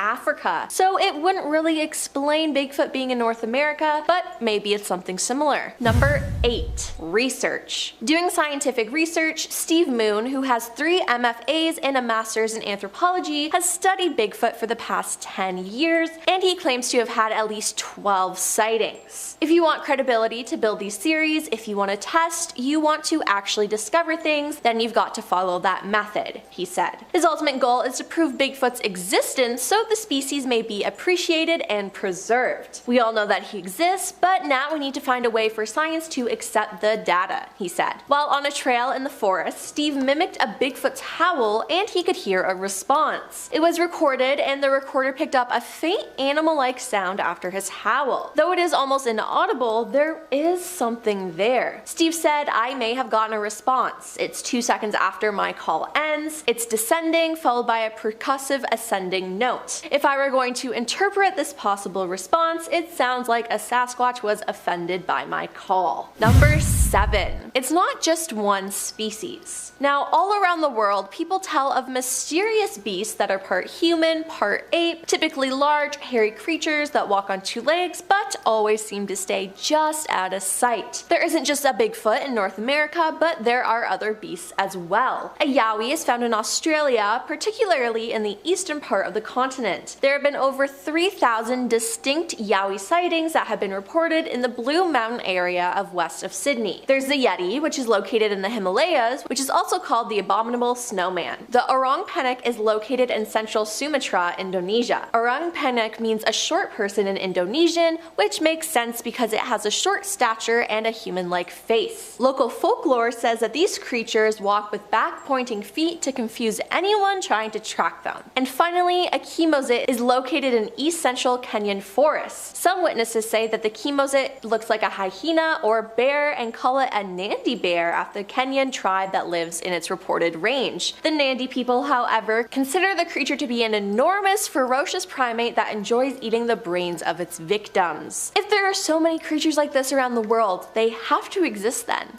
right? Number 6. The theory. There have been many studies surrounding Bigfoot, and one study was conducted by John Napier and published in his book Bigfoot, the Yeti, and Sasquatch in Myth and Reality in 1973. John wrote that if a conclusion is to be reached based on scant extant hard evidence, science must declare Bigfoot does not exist. However, he found it difficult to entirely reject thousands of alleged tracks scattered over 125,000 square miles, or to dismiss all the many hundreds of eyewitnesses' accounts. John concluded, "I'm convinced that Sasquatch exists, but whether it is all it's cracked up to be is another matter altogether. There must be something in the Northwest America that needs explaining, and that something leaves man-like footprints." Number 5. Recently spotted in Pennsylvania. The Bigfoot Field Organization, aka BFRO, has their own website filled with hundreds of stories of people spotting Bigfoot. On the website, a story was posted by a user saying, "On October 5th, 2022, while my boyfriend and I were biking on the ghost town trails near Ebensburg, Pennsylvania, we saw a Bigfoot coming about 150 yards in front of us. He was walking along the trail towards us. We couldn't see his face, but when he saw us, he turned around quickly and walked into the woods. As we went by, we looked into the woods and didn't see anything. It was really shocking as there were no sounds or smells. As he was walking, you could see how big his stride was, and there was a huge space between his legs. We thought this was a once-in-a-lifetime thing and thought it was so cool. Yes, Bigfoot does exist. And just in case you think the BFRO just took a submitted report, the site reported that it did a follow-up and spoke with the witnesses. It even names them on the site, and they found their testimony to be credible. The investigator who put it all together, Matthew Moneymaker, who was mentioned in part 1 of the series. If you haven't seen part 1 and part 2, check them out. Number 4. 3 photos of Bigfoot. A keen hunter once claimed to encounter Bigfoot and unveiled shocking photo proof to the world after setting up cameras outside his house. Craig Salk really loved hunting with his wife, and to increase the odds of their hunting success, Craig set up a number of trail cameras on his land. In 2012, one of his cameras snapped a mysterious figure that didn't appear to be animal or human. Luckily, Craig was a big fan of the show Finding Bigfoot on Animal Planet, and he knew exactly what he had to do. He reached out to the TV channel and showed the producers the image captured on his cameras. Animal Planet was massively impressed by the fact that Craig had managed to get 3 snaps of the mysterious creature and filmed an episode with him. After the episode aired, Craig was suddenly a star, and he was flooded with phone calls and visits from Americans who wanted to share their own bizarre paranormal experiences. Craig and his wife soon opened their land to the world to let anyone come out and examine the spot where Bigfoot was seen, take a look at the pictures, and judge for themselves. Number 3. First sighting ever. David Thompson was a surveyor and trader who worked for the Hudson's Bay Company and the Northwest Company. He was considered one of North America's great pathfinders and surveyors as he traveled through Western North America between 1785 and 1812. Once he saw Bigfoot and wrote in his journal of his finding while in Alberta, Canada. He wrote, January 7th, 1811. Continuing on our journey in the afternoon, we came on the track of a large animal. The snow about 6 inches deep on the ice. I measured it, 4 large toes, each 4 inches in length, to each a short claw. The ball of the foot sunk 3 inches lower than the toes. The hinder part of the foot didn't mark well. The length 14 inches by 8 inches in breadth, walking from north to south, and having passed about 6 hours. As the snow was about 6 inches in depth, the track was well defined, and we could see it for a full 100 yards from us. This animal was proceeding north to south. We did not attempt to follow it, we had no time for it, and the hunters, eager as they are to follow and shoot every animal, made no attempt to follow this beast, for what could the balls of our fowling guns do against such an animal? Number 2. The Battle of Ape Canyon. The most successful launching pad for the public's obsession with Bigfoot is a battle that supposedly took place in a narrow gorge on the east flank of Mount St. Helens. The gorge is now called Ape Canyon. That's where, in the summer of 1924, a group of gold prospectors stumbled out of the woods shaking and glassy-eyed to tell of a 7-foot-tall ape-like animals attacking them with boulders. Fred Beck and 4 others described coming upon gorilla men near where they had built a small cabin. They saw 4 of the giant animals moving through the forest with erect, human-like strides. They were covered with long black hair, their ears were about 4 inches long and stuck straight up. They had 4 toes, short and stubby. The witnesses estimated each animal weighed around 400 pounds. Taken aback at the sight of the huge beasts, Fred fired his rifle at one of the creatures and struck 3 times, resulting in the wounded animal toppling off a cliff. This would be a mistake though, as that night the men were awakened when huge stones began hitting against their cabin. Then they heard and felt giant bodies slamming against the walls and door. The 8 men were seeking revenge and eventually tore a hole in the roof, allowing them to target Fred. Many of the rocks fell through the hole in the roof, and 2 of the rocks struck Fred, one of them rendering him unconscious for nearly 2 hours. Then, when the sun began to come up, the animals broke off their attack and slipped away. The men then poked their heads out the door, and when they decided the coast was clear, they ran out of the woods. And coming in at number 1,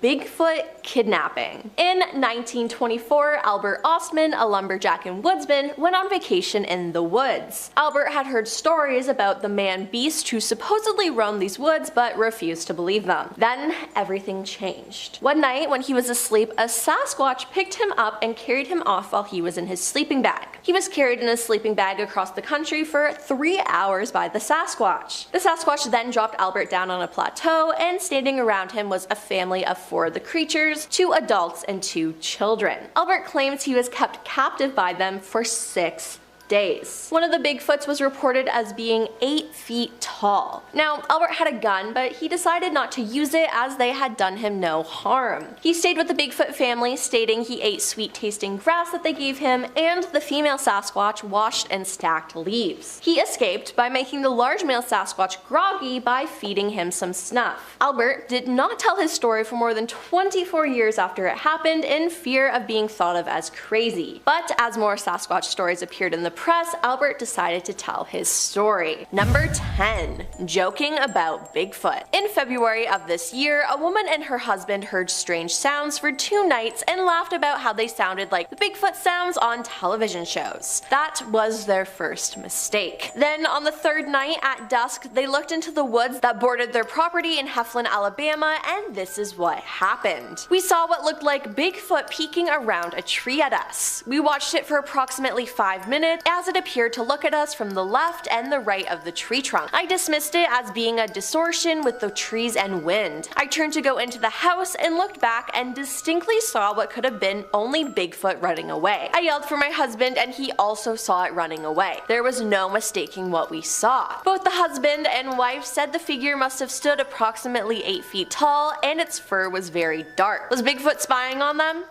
Who knows? Number 9. Side of a mountain. In December 2022, TikTok user Sasquatch Project, who claims to be connecting the cryptid community, posted a video of what appears to be Bigfoot. The text on the video reads, "Real giant caught on video in Mexico." The video shows what appears to be some sort of mountain or cave. There's a hole in the side of it and there's a large man looking out. He seems to be staring at the person recording and then backs up and goes back into the rocks. Many people in the comments made jokes, but a lot of them think it's real. One user commented, "What's going to be the government's excuse for this one? The video and the zoom is on point." Others are commenting that it's like the film The Hills Have Eyes, that it's a giant or Bigfoot, but who knows? Number 8. Bigfoot hiking. In 2001, a youth group was camping in the Marble Mountain Wilderness, California, when their leader, Jim Mills, noted a strange looking creature sulking along a ridge nearby. He believed it was Bigfoot and filmed it for nearly 7 minutes, making the somewhat grainy footage the longest video of an alleged Bigfoot sighting. The video shows Bigfoot walking down a hill. The creature is huge, it's dark in color, and is walking on 2 feet, but has somewhat of a strange stride. It's definitely not human, and no animal could appear like that, so the obvious answer is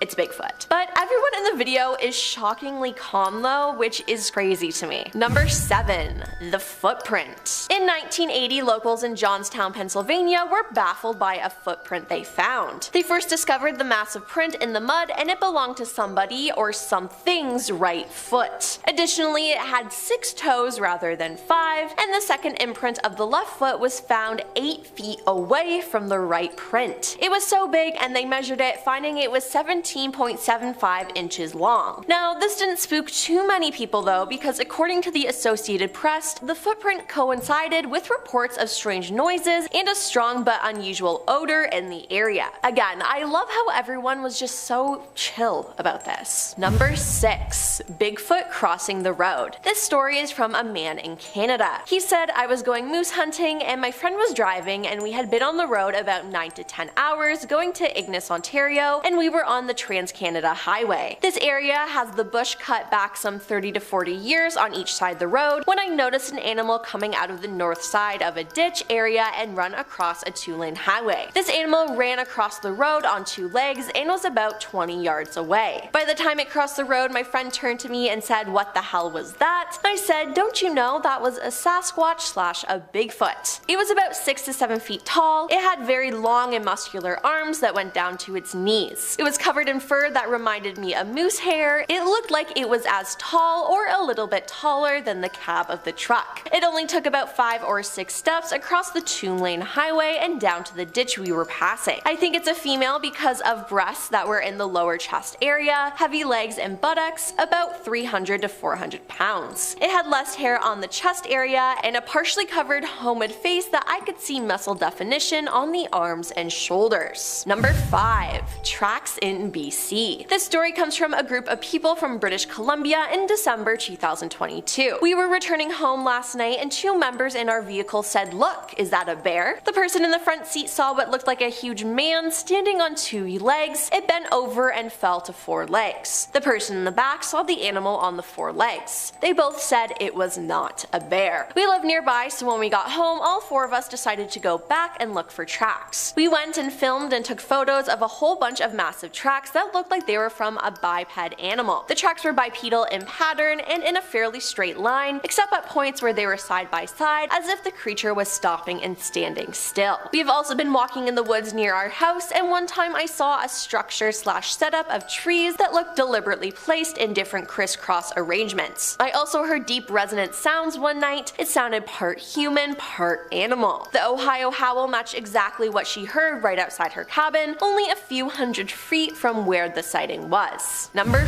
4.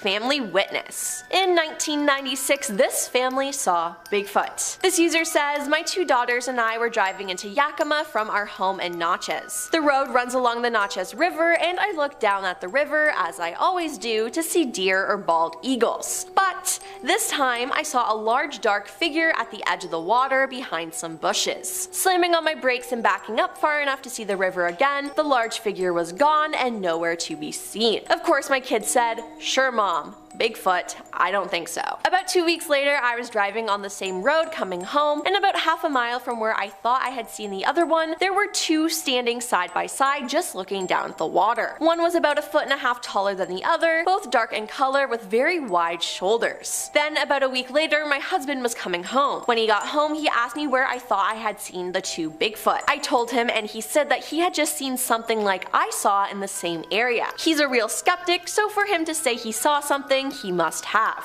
I look every day, and so far I have not seen my friends down by the water, but I won't give up looking. Number 3. Creature Week sighting. I was a vendor at Creature Week at Salt Fork State Park on May 4th in 2013. At 9:45 p.m., a fisherman that was in a tournament came all shook up and said, "At first I thought you were a bunch of nuts until now." He said he saw Bigfoot. This caught our attention, and the 5 of us decided to go out the next morning at 6 a.m. to check out the site. So I got there at 5 a.m. and waited, so I said I'll start without them and maybe they'll catch up with me. I started to head down the sagebrush trail and headed to where the fishermen saw them. I kept walking, and when I hit the first turn of the sagebrush trail, I heard something like talking on the ridge on my left. At first I thought it was friend A and friend B with friend A's black shirts on. So I hit a tree and yelled, "Hey guys, wait up." Then they started to walk faster and I yelled, "Very funny guys," and this is when I got a great look at them. It was 2 Bigfoots and they were black and huge. I tried to catch up with them, but once they got to the bottom of the ridge, they took off into the brush. I tried to follow them, but once they got into the brush, I could not hear or see them. But I got a great look at them. They were black as coal, and the hair length was as long as a bear and well groomed. At any time, they could have stopped and tore me in half, but all they wanted to do was get away as fast as possible. Number 2. Bigfoot on a highway. This family has seen Bigfoot, and the wife retold the story, saying, "In October 1997, I was returning home from work on the US Highway 241 just outside Gladstone, Michigan. I got off work at 5, picked up my kids, and my son was in the front seat with me and my daughters were in the back. We had just left Gladstone city limits on a 4-lane highway when I noticed what I thought was a hunter crouched down on the opposite side of the median of the highway. As I approached, I said to my son, 'Look at that stupid hunter, why is he just sitting there?' But as we got closer to the man, or now I say creature, stood up. It was brown colored and it crossed the highway with a couple of steps as it was on the other side of the highway within seconds. As I passed, it put its arms down to its side and stepped into the woods and it was gone. I have seen bears, deer, wolves, coyotes, almost every living creature here. My mind raced after I saw this, looking for the logical answer of what this could be, and the only thing it could have been was a Bigfoot. Then 2 days later, after I saw the creature, it was reported on the local radio station that a Bigfoot was spotted on the same highway. And coming up at number 1 is the cottage Bigfoot. This dad saw Bigfoot when his family was away at their cottage. He said, "We had been at the cottage for a few days when my sons and I heard a series of grunts, chirps, and squeals. It was fairly obvious that the sounds were coming from 2 areas about 15 degrees apart. There was also the noise of wood breaking and banging that was quite loud. We stepped out onto the deck to listen better. It was fairly obvious that one noise was getting closer to the other. The noises were really loud and it sounded like mayhem was breaking loose, trees being smacked and banging noises, shouts, and whoops. Then it went quiet really quickly, which was followed by a series of deep whooping noises and clicks, which went on intermittently past the point I went to sleep. The next day, I saw this big black brown thing sitting on a boulder about 20 feet above the water. I thought at first it was a bear, but when a bear sits, its legs just stick out in front, slightly splayed. The thing had knees and it was sitting with its knees up near its chest. I was not sure of what I was seeing, so I looked away and went back at it. I was not mistaken, it had knees and was covered in hair with no neck, and then slapped its hands on the rock about 3 times, both hands at the same time. It looked kinda straggly and matted. It was huge on top like the chest area, but it had scrawny by comparison legs. The hair on its legs were thinner and lighter. Then the thing just stood up and walked into the brush behind it. Seems like Bigfoot was just trying to enjoy the view of the lake to me. Number 10. Amazon tools. The Amazon rainforest is home to many unique and dangerous creatures, as well as unsolved mysteries and lost civilizations.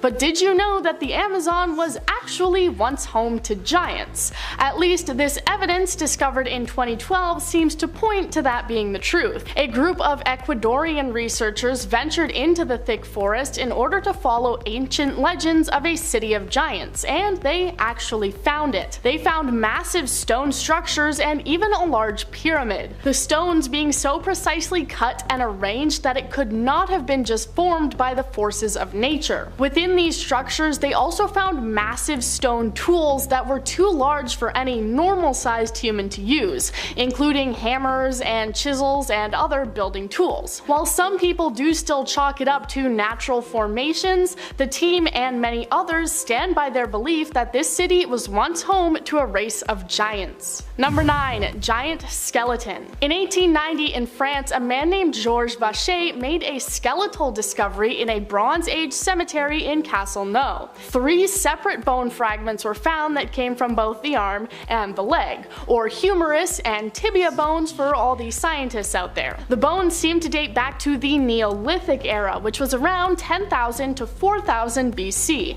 and they are thought to be evidence of one of the largest human beings ever. The man who discovered them used the size of the bone fragments to estimate the total size of the person, which would have been around 11.5 feet tall. In 1892, the bones were sent to a university in France to be carefully studied by a professor of pathological anatomy, him admitting that the bones represented a quote, very tall race. A few years later, giant skulls were found in another French cemetery and also sent away for even more study. Number 8. Bigfoot. The first discovery of Sasquatch or Bigfoot footprints goes all the way back to the year 1811. Since then, there have been countless reports of Bigfoot sightings and encounters, and with the invention of photo and video cameras came massive amounts of apparent real footage of Bigfoot. Bigfoot is most often described as being a giant humanoid creature around 15 feet tall who tends to hang out in the woods and ignore fabricated mating calls from Bigfoot hunters on their television shows. These sightings also span all the way across the entire world,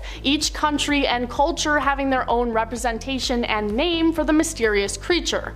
From the Russian Yeti to the Australian Yowie, they're apparently everywhere. So while many photos and recordings of Bigfoot have been debunked, there are many people who truly believe the Bigfoot is real, and who's to say they couldn't potentially be a long-lost race of giants who had to move into the woods as society evolved. Number 7. West Virginia giants. The giant skeletons discovered in France aren't the only reports of giant remains being found. They have also been found in American soil, specifically in West Virginia. In 1774, a man named Jack Parsons was walking along a flooded river when he saw a bone sticking out of the ground, and like any normal person would do, he pulled it out, discovering it was a femur, but it was almost twice the size of his own. Alongside it, he found more bones and discovered a skeleton that was around 8 feet tall. In 1838, excavators found even more remains that were also much taller than the average person. In the 1850s, even more were found, though they soon went missing and were thought to have been stolen and sold. Over the years, even more remains were found in the late 1800s, one skeleton even being over 10 feet tall.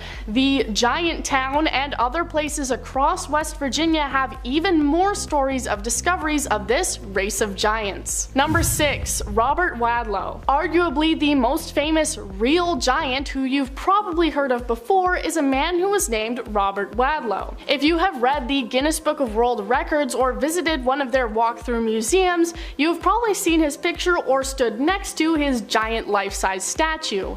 And yes, this guy was actually real, and he was actually that tall. He was just brushing 9 feet tall at the time of his death in the summer of 1940. He was born in 1918, and at the time, no one knew just how tall he was going to be, as he was an average-sized baby weighing 8.7 pounds, which is less than I weighed when I was born, but to be fair, I was a big baby. He then quickly started to shoot up, and by the time he was 8 years old, he was almost 6 feet tall. For reference, the average 8-year-old is usually around 4 feet tall. He became a celebrity for his height, starring in the circus and doing a promotional tour for a shoe company. Unfortunately, his gigantism led to numerous medical issues, and he died at the age of only 22. Number 5. Greek mythology. Now let's turn around and take a look back at some more theoretical proof of giants. Some famous giants from different cultures and legends. I know you may not think of this as real evidence, but I just love digging into these myths and depictions,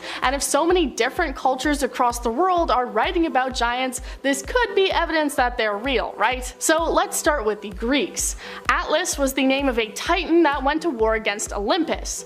As we know, the titans lost, and Atlas was cursed to hold up the sky for the rest of eternity. Atlas also had a run-in with Perseus, who was a slayer of monsters. Atlas tried to scare Perseus away, and in response, Perseus took Medusa's head out of his bag and turned Atlas to stone, creating the range that is now known as the Atlas Mountains. But hey, at least he doesn't have to hold up the sky anymore. Number 4. Irish giants. Irish mythology believes that a race of giants known as the Fomorians were actually the original settlers of Ireland. Balor was the king of these one-eyed giants and was also the god of death. It was said that anyone who looked at him would die instantly. Because of this, he constantly kept his eye closed until it was absolutely necessary. A prophecy said that he would be killed by his own grandson, so he locked his daughter away to prevent her from having any children. But this didn't work, as a minor god snuck in and got comfortable with his daughter, and they loved each other very much, and she had 3 kids. But Balor was still thinking with his head, and so he threw all 3 kids into the ocean. Problem solved, right?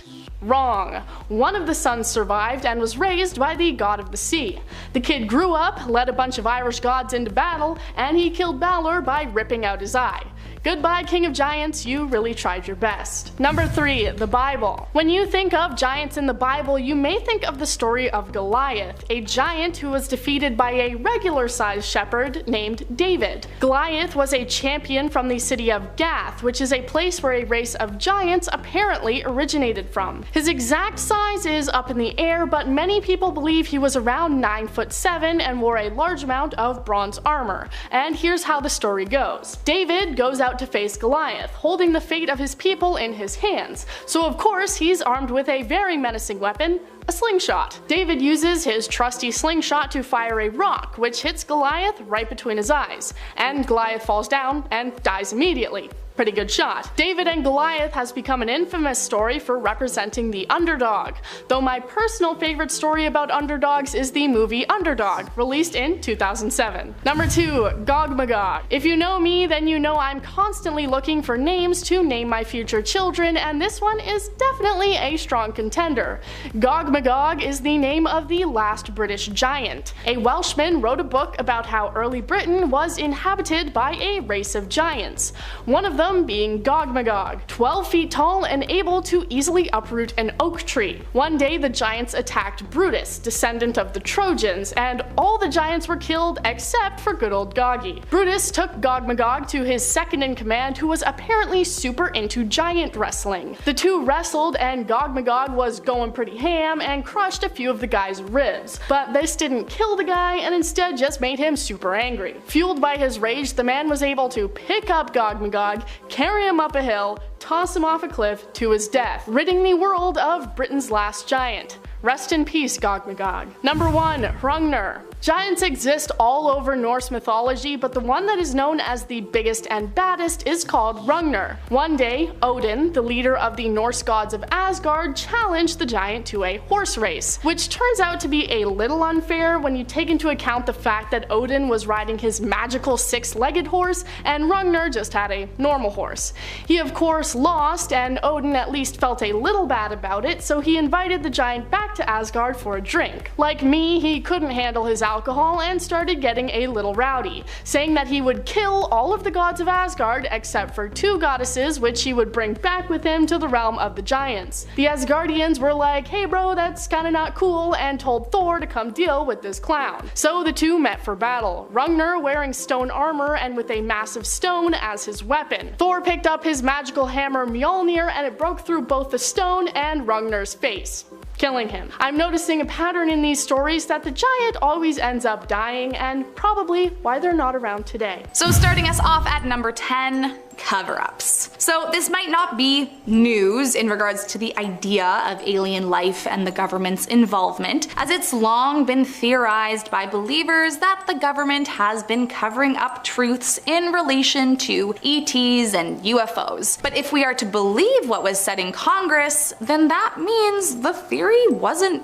wrong. A former intelligence official testified last Wednesday that the United States government has found and covered up evidence of extraterrestrial life for decades. One of the witnesses, retired Major David Grush, alleged at a House of Representatives hearing about UFOs that the Pentagon has recovered crashed vehicles and biological remains believed to be of non-human origin. Quote, I was informed in the course of my official duties of a multi-decade UAP crash retrieval and reverse engineering program to which I was denied access. My testimony is based on information I have been given by individuals with a long-standing track record of legitimacy and service to this country, many of whom also shared compelling evidence in the form of photography, official documentation, and classified oral testimony. So yeah, and it only gets crazier from here. Moving on to number 9, caught on video.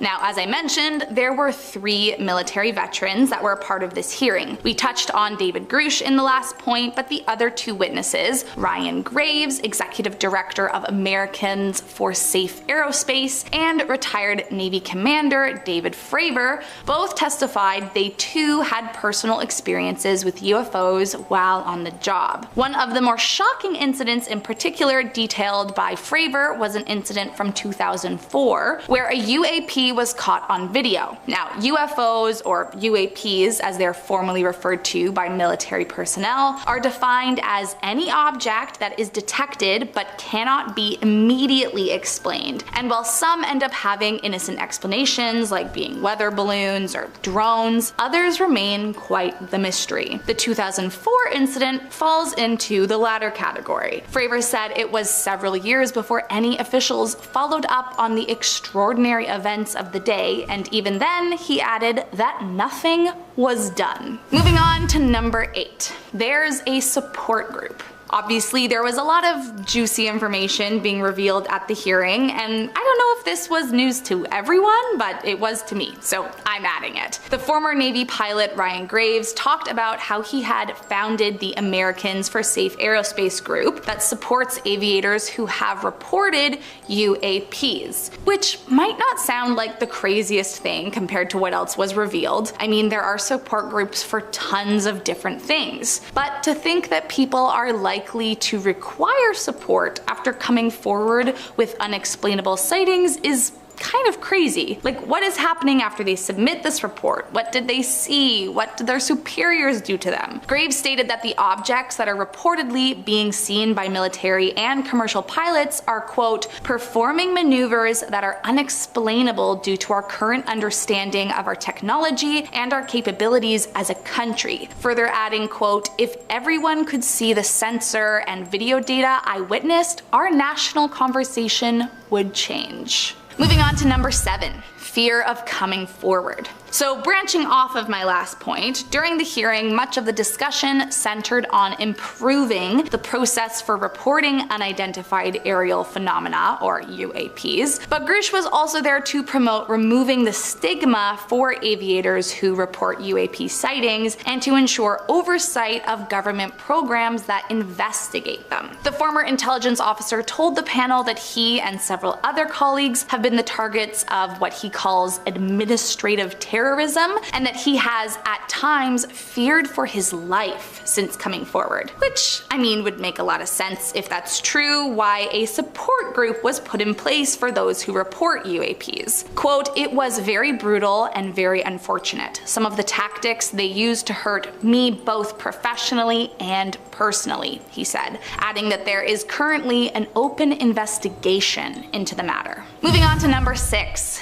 Safety issues. One of the major arguments this hearing was intending to focus on was that in not reporting or in discouraging reports, we are creating a national safety issue. And there is a push for intelligence agencies to be more transparent about UAPs in order to promote national safety. Supporters of this, like Democratic Rep. Robert Garcia of California, said, quote, "UAPs, whatever they may be, may pose a serious threat to our military and our civilian aircraft, and that must be understood. We should encourage more reporting, not less, on UAPs. The more we understand, the safer we will be." Grush, Graves, and Fravor all echoed similar sentiments, explaining they would like to see a, quote, "safe and transparent reporting system." The men added that they are hopeful the public discourse is the first step towards eliminating the stigma and reports of UAPs to encourage others to come forward.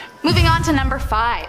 People have been hurt. So according to Grush, not only have there been some pretty sneaky cover-ups as well as some shady treatment to those who come forward, but people have also been harmed and threatened in order to not reveal information. Grush details that as a former intelligence officer, he would go to jail for revealing classified information, but when he was asked whether anyone had been harmed or injured to cover up information about extraterrestrial technology, he answered yes. Now, that alone is scary enough, but even more wild is that when he was asked if anyone had been killed, he said he had, quote, "directed people with that knowledge to the appropriate authorities." Now, I get it. He can't say yes or no because it's classified and all, but that's kind of a creepy answer. Feels like he's trying to tell us yes without telling us that. Now, on the other hand, a spokesperson for the Pentagon, Sue Gao, told NBC News that Grush's claims are false, but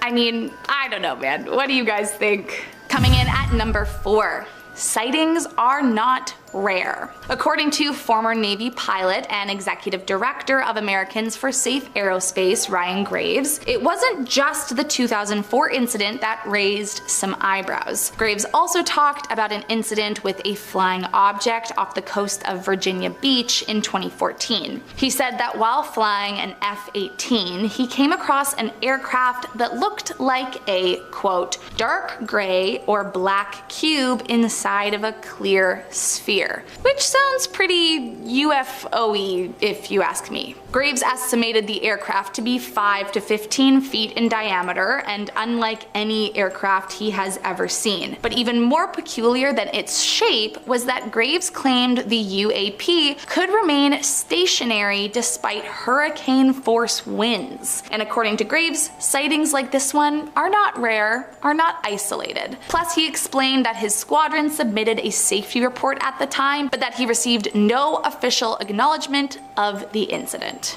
Moving on to number 3.